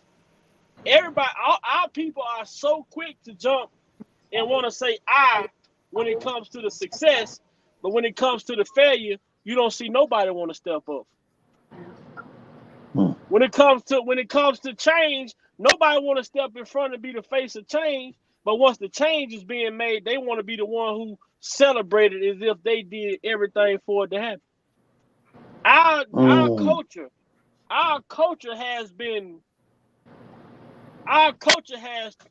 we have battled so much throughout history with each other to where now we're living in a world where everything we do is a competition. It's even to who go to sleep fast, who go to sleep the longest, who talk the most, who curse the most, who fight better, who look better, who car better, who house better. Everything is a competition. They got us competing with one another while they running circles around us. Yeah. I'm sitting here fighting, trying to hold you back from crossing the finish line, and all the other coaches are just walking past the finish line. All because I don't want you to win, because you my brother. Sound like that slave man. That sound like that plantation, that slave man. Sound like that Willie Lynch curse. It's still there. Yeah. What you hear when you go around, when I go around on these YouTube streets, and there's no disrespect to nobody, but I hear a lot of I. Yeah. It's okay to say I, but it's a lot of people out here really advocating for chaos in a positive way, even though there's some negative ones out there. But it's people out here advocating in a positive way. I would be remiss if I came on my platform and make it seem like I'm the one who's out here doing so much more than the next person. But I know my word only means something if someone else is speaking the same word. Right. If what I was saying was different, that makes an argument. That makes confusion. But if my word is saying the same thing that another person's saying, and if that person's word can go along with the next person's word, guess what? We're all spreading the word in the same direction. But we tend to rival with each other so much. We tend to want to be the one so much. But like I say, everybody want to be the one until it's time to be the one. Right now, it's time to really be the one when we talk about society. We need to be making changes when it comes to immunity, people having immunity in cases dealing with kids. We need to be making a change when it comes to people being able to plead the fifth when it's cases involving kids. We need to be the ones out here because guess what? All of these laws that they are, if Derek Goddess looked like R. Kelly, would you think he would have got the Fifth Amendment right? That's why the Innocent Project is so important, nephew. You right on target with that, and it helps with individuals who sit, Dean Bella, who just couldn't afford, and they just sit and they was innocent. However, my concern is what happens to those individuals in that what they're doing, which is helpful to those who didn't, who was wrongfully accused and held, and that all of what happened to the ones who are guilty, who's known, and it's. I mean, how do you balance? I mean, I don't. But it's a start. However, it's a start. It's a start. The innocent, it's a start. So in that regard, I do.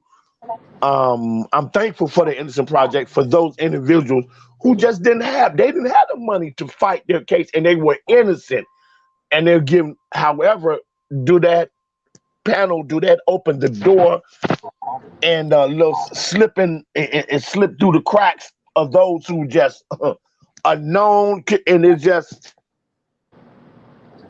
because all of this is affected. All of this is the same thing. All this stuff about chaos and all of this, it's a smokescreen because they've been doing this law. They've been working on all this is all they've been doing. That's why my heart is so heavy, primarily, nephew, for my community. And I get it. However, I'm just hoping more so that we can just get out our feelings as a community. Take your personal out of it and look at the facts. If you that so heated, if you got that much rage, that's good. I welcome that. So now you owe it to yourself and the community and your household to wait a minute. Let me really verify. However, when you in survival mode, when you are in hurt, when you have not healed as an individual, when you are broken, when you have deep-seated resentment for whoever, all that stuff that you hear about so is a trigger. And I empathize and I sympathize with that, but it's not fair. It is not fair because you're not coming from a logical, balanced, clear mindset. And that's what we see.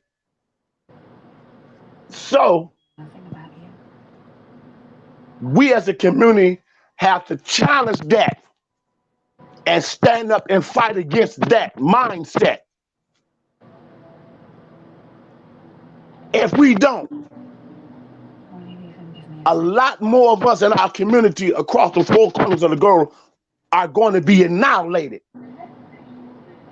If you think I'm telling a lie, just watch the news.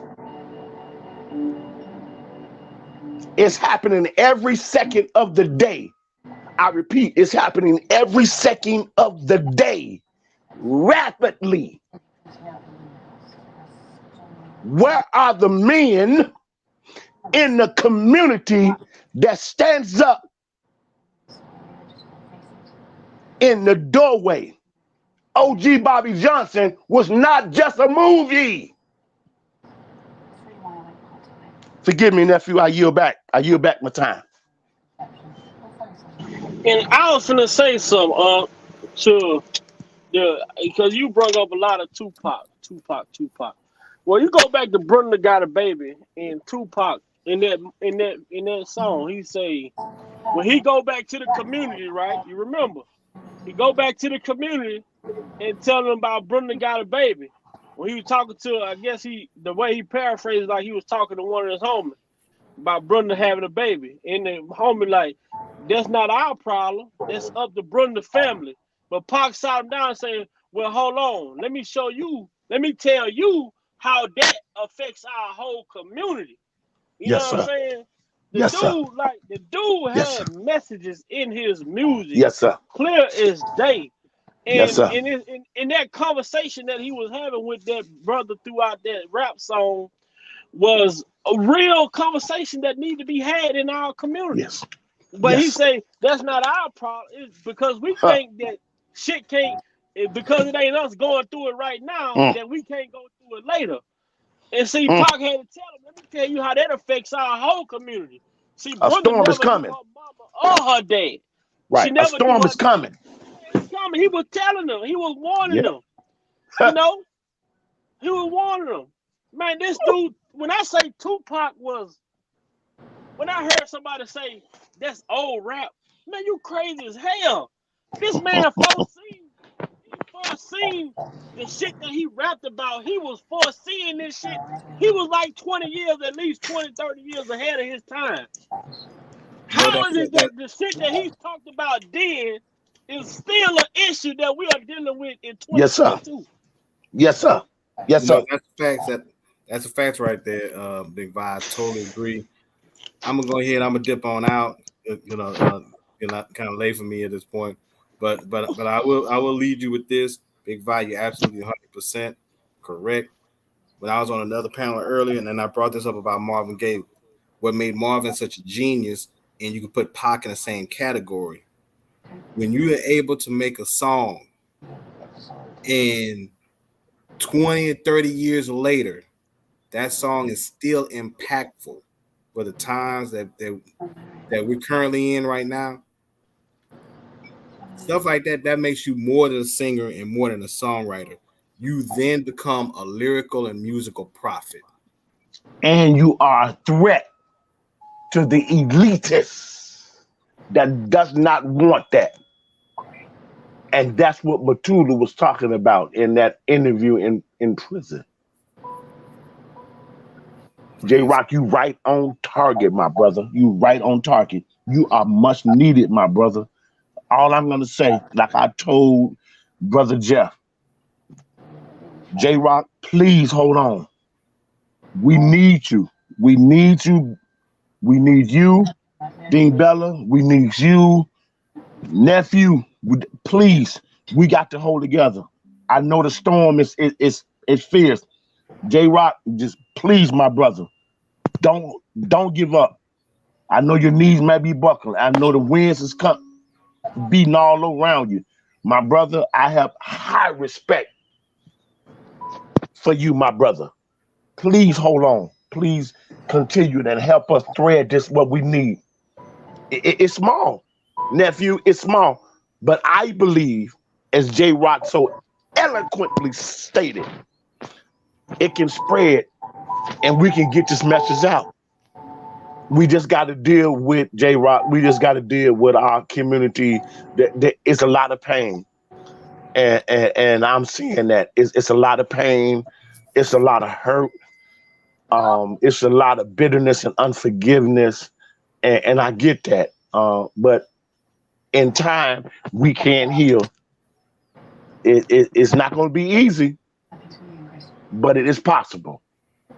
It's possible. It is possible. Bless you, J-Rock. Appreciate all everybody on the panel, everybody in the chat once again. And y'all have a great night and a great remainder of your weekend. You too, my brother. You too, my brother. All right, J-Rock, salute to you, man. What up, Dean? You been sitting over there in the cut, soaking everything up. What's up?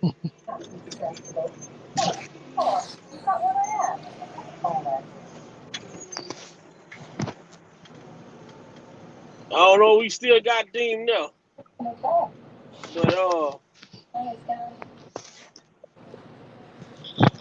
What happened to brother? What happened to Dean? Where he at? Dean Bella, you there, nephew? He's still on the stream, but I don't. Yeah, he might have. You know, they don't be able to hang with that late night crew. I be putting it down on that late night crew. Yeah. Who was that? What was her name? She was in the she was the panel. Yeah. See, yeah, the other night you was messing with her. She was calling them. She was calling them. Yeah, she was calling them sheep. Yeah, she was calling them hog. Yeah. You would knock the fuck out. I know how. I heard it, nephew. I was sitting there cracking up. I appreciate the fact that you come on. I love the fact that people will want to come on, even though they tired and they still come on. Like, I appreciate all that, but get you some sleep now. Don't overexert yourself. You can always go back and watch the replay. You know what I'm saying? That motherfucker out of there. When they say the replay ain't like the live, but hey, like you say, I mean, what can we do? What can you do?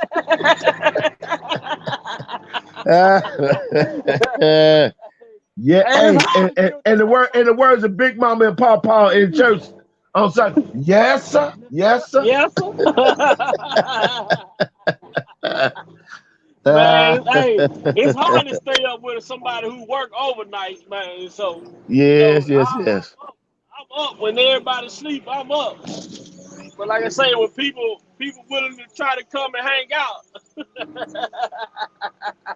it ain't easy hanging out. It ain't easy hanging out with Big Five on this late night. Yeah, man. Yeah, but that's I totally agree with you on, man. We gotta have to change the narrative because at this point it's like we stuck in the matrix. You know, Yeah. we're in the matrix Yeah. at this point. But you know, Yeah. we got so many people who, we got people who, their intentions, good intentions. Now, I'm not gonna Right. say they got Right. bad intentions, but when they distracted by that trophy, you know what I'm saying, the Yeah. reward, Yeah. the Yeah. reward. Yeah. Ooh. My reward, I want my reward to be, I want my award to have accolades next to it. I want Right. it to have other people attached to it. I don't need my award to say Big Vi only. You know what I'm saying? I want Right. my award to say Big Vi and others, was Right. able to achieve this. You know what I'm saying? Some things in life you can achieve on your own, but some things you gonna need a team. You know what I'm saying? Right. Jordan was good, but imagine Jordan trying to play 5-on-1. Yeah. Yeah. He was much better when Pippen came on, Yeah. and then Horace Grant. You know what I mean? Horace Yeah. Grant. Yeah. Then Yeah. they went and got the masterpiece, Yeah. Dennis Yeah. Rodman. Yeah. You know what I'm Yeah. saying? Yeah. Yeah. You gotta start with get you a decent leader. Once you get you a decent leader, then you build your board around them. You know what I'm saying? Build Right. you Right. some protection around them. But like you say, Right. everybody's not meant to lead. Everybody ain't meant to be on the forefront. But hey, man, at this point in my life, I never thought I'd feel like I'd be the one who would stand up for something. But hey, man, I'm willing to stand up for what I believe in. Right. And that's just that. You know, I got kids. I got kids that I'm gonna leave behind in this world.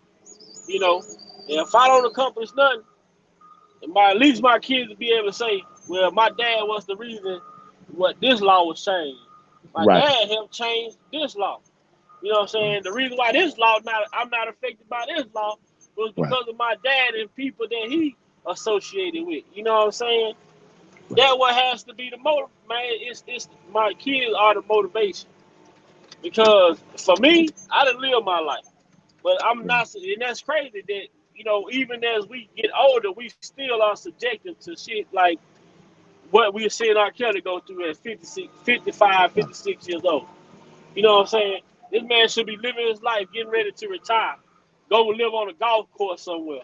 Yeah. But he's sitting in the courtroom listening to motherfuckers who mad because they got cut off. Mad because they no longer the one. You know, it's crazy, huh? And you know what? That I had to revisit that when I was watching that, and you know what went through my mind? I said, "Wow, people be talking about they want to be gifted, they want the anointing to be able to speak, bless, and whatever. However, they don't look at the other balance part of it, where the attacks come, the crucifixion, the slander, people hate. I mean, man, they don't understand that. And I yield back, and I proved that by mentioning one person in the Bible, and I ain't got to use no reference because you can go study his story, and that's the Apostle Paul. He went through and was, man, when he came on, the Lord said, wow. They was like, oh no. So, what I'm saying, anyone, I don't care what your life has been, what you've been doing, whatever people say, and they look down, oh, no, it don't matter. When you make up in your mind, I want to walk the path of goodness and integrity and well-being toward all humanity. When you make up your mind, you want to do that, immediate disruption, which is allowed by the enemy forces of this world system. The only way you able to navigate through that is that you have to not buckle and give in and relinquish the goodness, the integrity, and the principles of Big Mama and Papa, what he taught us. However, nephew, some they throw it to the side and they just, they cash it in. They just cash it in. They sell out. Sell out They, and they stop living on the principles that they ha, grandparents taught them. ha, What they saw their grandma doing, what they saw their granddaddy doing, ha. sticking together. That's what we was talking about the other day. Why is marriage not pushed in our communities no more like back in the day? You had to marry. Back in my grandfather's day, he said if you dated a woman, you had to marry her. It wasn't no such thing as a girlfriend. You Right, know, shacking up, that wasn't right. accepted. Ooh, But now that's the new norm. yeah. I was still believing on principles, though, nephew. I know it's not popular, but I believe that those principles is what keeps a tranquility and a serenity and a peace that passes all understanding. I don't have to be tossing and turning and looking on my shoulder. I can have security within my spirit to know that it ain't popular, yeah. And it's tempted to give in, yeah, because of the inner nature of humanity. Right. That's why you have to be born again, meaning your whole concept, as OG Bobby Johnson was told by Ali, truly change your thinking. What did he tell him? What did he tell him, nephew, at the table in the library? Nobody's gonna let you out this cage, and no one is gonna let you back into their confidence until you first change your attitude, truly change your thinking. And Bobby looked at Ali and looked down at the book that he was reading in the library on the table. He said, like this says, my thinking is mine. I choose. Nephew, I believe that was not just a movie. I'm just telling you, nephew, being transparent, how I look at movies to find that we can use after the laughter and the entertainment, all of that, because now reality set back in. Right. That's how I look at movies, nephew. And I yield back, nephew. I yield back. I agree, man. I always look for the message in the movie. Yeah, The message is important for me. You know, the message is very much so important. A lot of times, if you watching something that you're not gaining any knowledge from, then you pretty much wasting your time.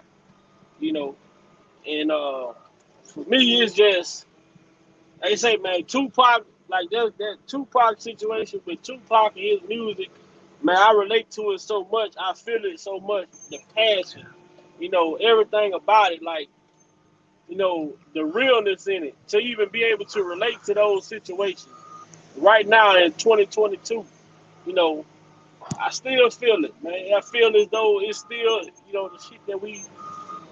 the shit that we should have been addressing decades ago, yeah, and we still dealing with them right now to today. yeah, yeah. I don't know, man, but I hate to see the brother Kels going through what he's going through, but Yeah, I believe his faith is higher. His faith is greater than what they know, than yeah, what they see. yeah. The guy, he stands strong. He stands firm. He believes in his innocence. Right. You know, And for him to be able to see and finally be aware of the support that's continuously backing him, I believe that has injected him and infused him when times when we couldn't see and no one has been made aware of when he might have buckled. You know what I mean? Like uh huh, all individuals who was a human would do. You know what I mean? I think right. that gave him some inner strength. I might be, I No, don't know. they say when he heard when McDavid started to talk about a lot of the extortion shit and things like that. they say they saw like, the emotion. You know what I'm saying? Because Okay. now Oh, okay. you hearing Okay. this shit that was going on. Okay. Their reality now. Like, damn, this shit was really going on. But Okay. I'm on this old track hole, and I just got off my loader. It's Okay. gonna get pretty loud. I'm probably finna get out of here. But Okay. I appreciate, man. I'm gonna have to call you on the back line. Okay. See what's going on. Okay. Yeah, them prayers help me. It's just navigating through everything that we responsible for, and disappointment comes, and it you know what I mean. It's just what it is. Oh yeah, man. Trust me on. That's pretty much what it is. Look at this young man. I don't know if you seen me yesterday. I had a young man on here. On there, he was getting down on there. Hold on. Okay. Let me see. Okay. Let me see what you think about what he's talking about. Okay. The devil doesn't want you to become what God has spoken over your life. But you cannot afford to be afraid, because fear is the enemy of your faith. I've come this morning to speak to your possibility. You are royal, you are chosen, you are God's people, and you are anointed to finish. The Bible says that he that beginneth the good work shall complete it. Somebody repeat after me. God finishes what he starts. The devil doesn't want you to become what God has spoken over your life. But you cannot afford to be afraid, because fear is the enemy of your faith. I've come this morning to speak to your possibility. You are royal, you are chosen, you are God's people, and you are anointed to finish. The Bible says that he that beginneth the good work shall complete it. Somebody repeat after me. God finishes what he starts.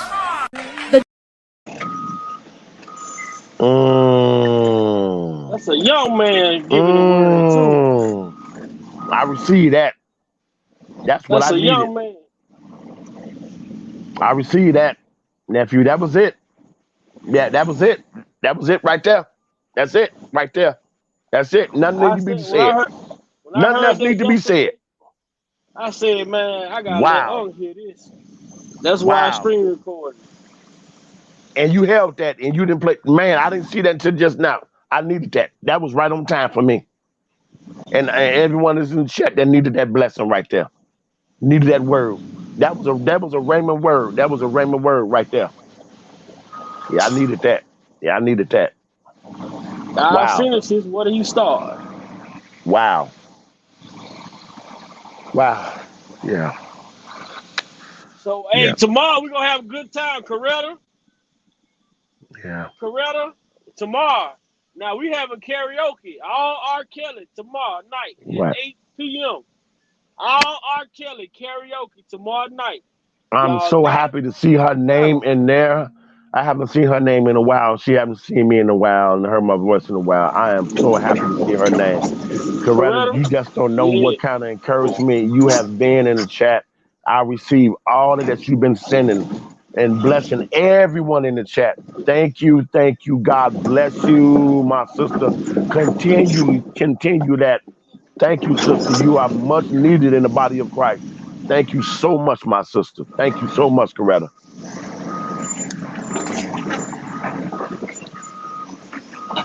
All right. Well, thanks everybody for Yes. coming in. I want everybody to know this channel. I do have member perks now. You can become a member of this channel now and get you a special badge and all the different things, and we can have private lives where people not coming in trying to come on the screen and with their clothes off, all type of crazy stuff. So if y'all haven't already, man, go and become a member of the family. It's the Big Vi Opinion family. It's the family. We ain't no gang and we ain't none of that. What's going on? How much more y'all got? I got 2 more loads, and I think they each got 2 more. Okay. How long you gonna be here for? I work the whole night shift. The whole night shift? Yeah, I mainly be in the office though. I don't really do a lot of work. Easy money. How many of these I should have? Just one for you, one for me. Just one. So this mine right here? Yeah. This your pen? Yes, sir. All right. Yep. Yeah, man. Yeah. So a lot of times people YouTube has become a hobby for me. I do work. I do all the other stuff that normal people do. So a lot of people, I don't live off of this YouTube, but I love doing it. I have found a passion for it. Giving a word, receiving a word.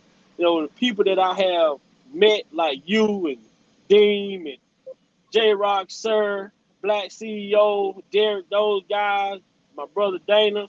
I have met and built some great relationships with people throughout this YouTube because I ain't a real people person. Like, I don't really do friends a lot, but, I Right. consider the people that I do deal with family, not just Right. friends, family. It's family, Yeah. Yeah. So I appreciate having you on, especially because Yeah. you put things in a different perspective. And when you say, nephew, you got something. That's that spark that I need to hear, because a lot of times we feel as though the things we do go in vain, to even have people follow you. Like I say, to have people listen to you. I remember coming on live and the lady say, I left out of my job to come on the panel so I could talk right quick. I'm like, man, I appreciate that, because you at work and you leave out your job to come Yes, get on sir. the panel. Yes, sir. But hey, I like the fact that everybody understand when they come over here, y'all voice can be heard. Y'all opinion can be heard. It matters. Yeah. Yeah. And that was my sentiments. And normally Miss Coretta in the chat, I would normally just withdraw. You will never know it when I'm an introvert, and and and yet I chose not to withdraw and just try to deal with myself. I stepped out on faith, which was very unfamiliar to do at that moment, and come into the chat. Didn't even know nephew was on. Too many rocks. And came in. And I looked, got to be. And you was on. You was right on time. You was on. The boss man. Yes, sir. And it was right on time. Right on time.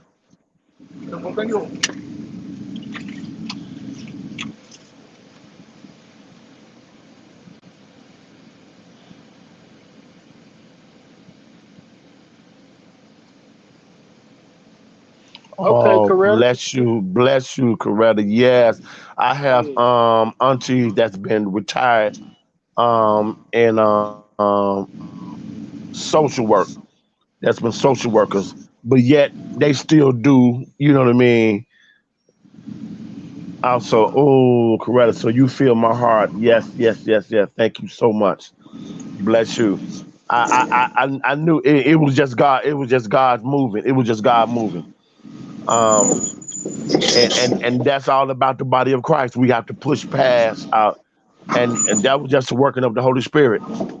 Yes, yes, ma'am. Yes, ma'am. God bless you. Yes, yes, yes. Blessing to everyone in the chat. Just hold on. I don't care what it is. Hold on. Whatever it is you're dealing with, I guarantee you, trust me, I was transparent, and I never do that. I never do that, especially on a platform like this. I never do that. But recycle your pain and your struggle, whatever it is you're going through, because you never know. Someone else might need a word, they might need an encouraging example. And when they see you push through and go through and find out you went through that, they can hold on a lot tighter and push through. Oh my God. Oh my God. Yes, yes, yes. Yes, yes, yes.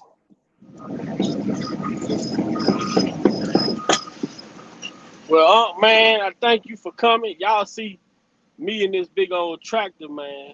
It's one of them that I be running right here. Okay. What's going on, brother? Y'all came back. This y'all second time coming back? Yes. Okay. Like 2 hours and a half round trip. 2 hours and a half, man. Y'all driving. Y'all gotta be driving illegal, ain't Wow. I'm just playing. That's y'all run the law, the paper law, Nah. digital law, no law, outlaw truckers. No. If you have an address for Dallas Fort Worth, Yeah. you can drive with no logbook 100 miles around. Okay. Okay. We don't need a log. Yeah. I'm on the clock 24 hours. I started yesterday. You on the clock 1 24 a.m. hours. Yeah. Money. Yeah, make the money, man. Oh, I told y'all right to be riding illegal, man. Right. Right. Yeah. So, look, man, I appreciate everybody, man. I love everybody. I pray for everybody. I wish everybody the best. You know, I look forward to seeing everybody in the chat each and every day. You know, I would not change nothing about this family I have built on this YouTube platform. You know, and we're going to keep it clean. We're going to keep it classy. We're going to always bring the information and always try to educate somebody, teach somebody, and be there for my sister, be there for my brother, you know, and that's what it's about for me. And, you know, like I say, Unc come and he set the example, and I look up to that.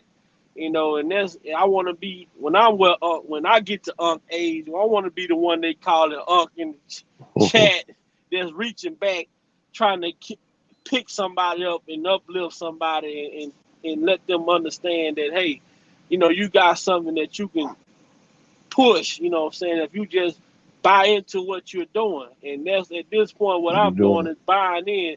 Yeah, I'm big buy opinion, but guess what? I'm buying into something greater than that. I look forward to just going by my first name.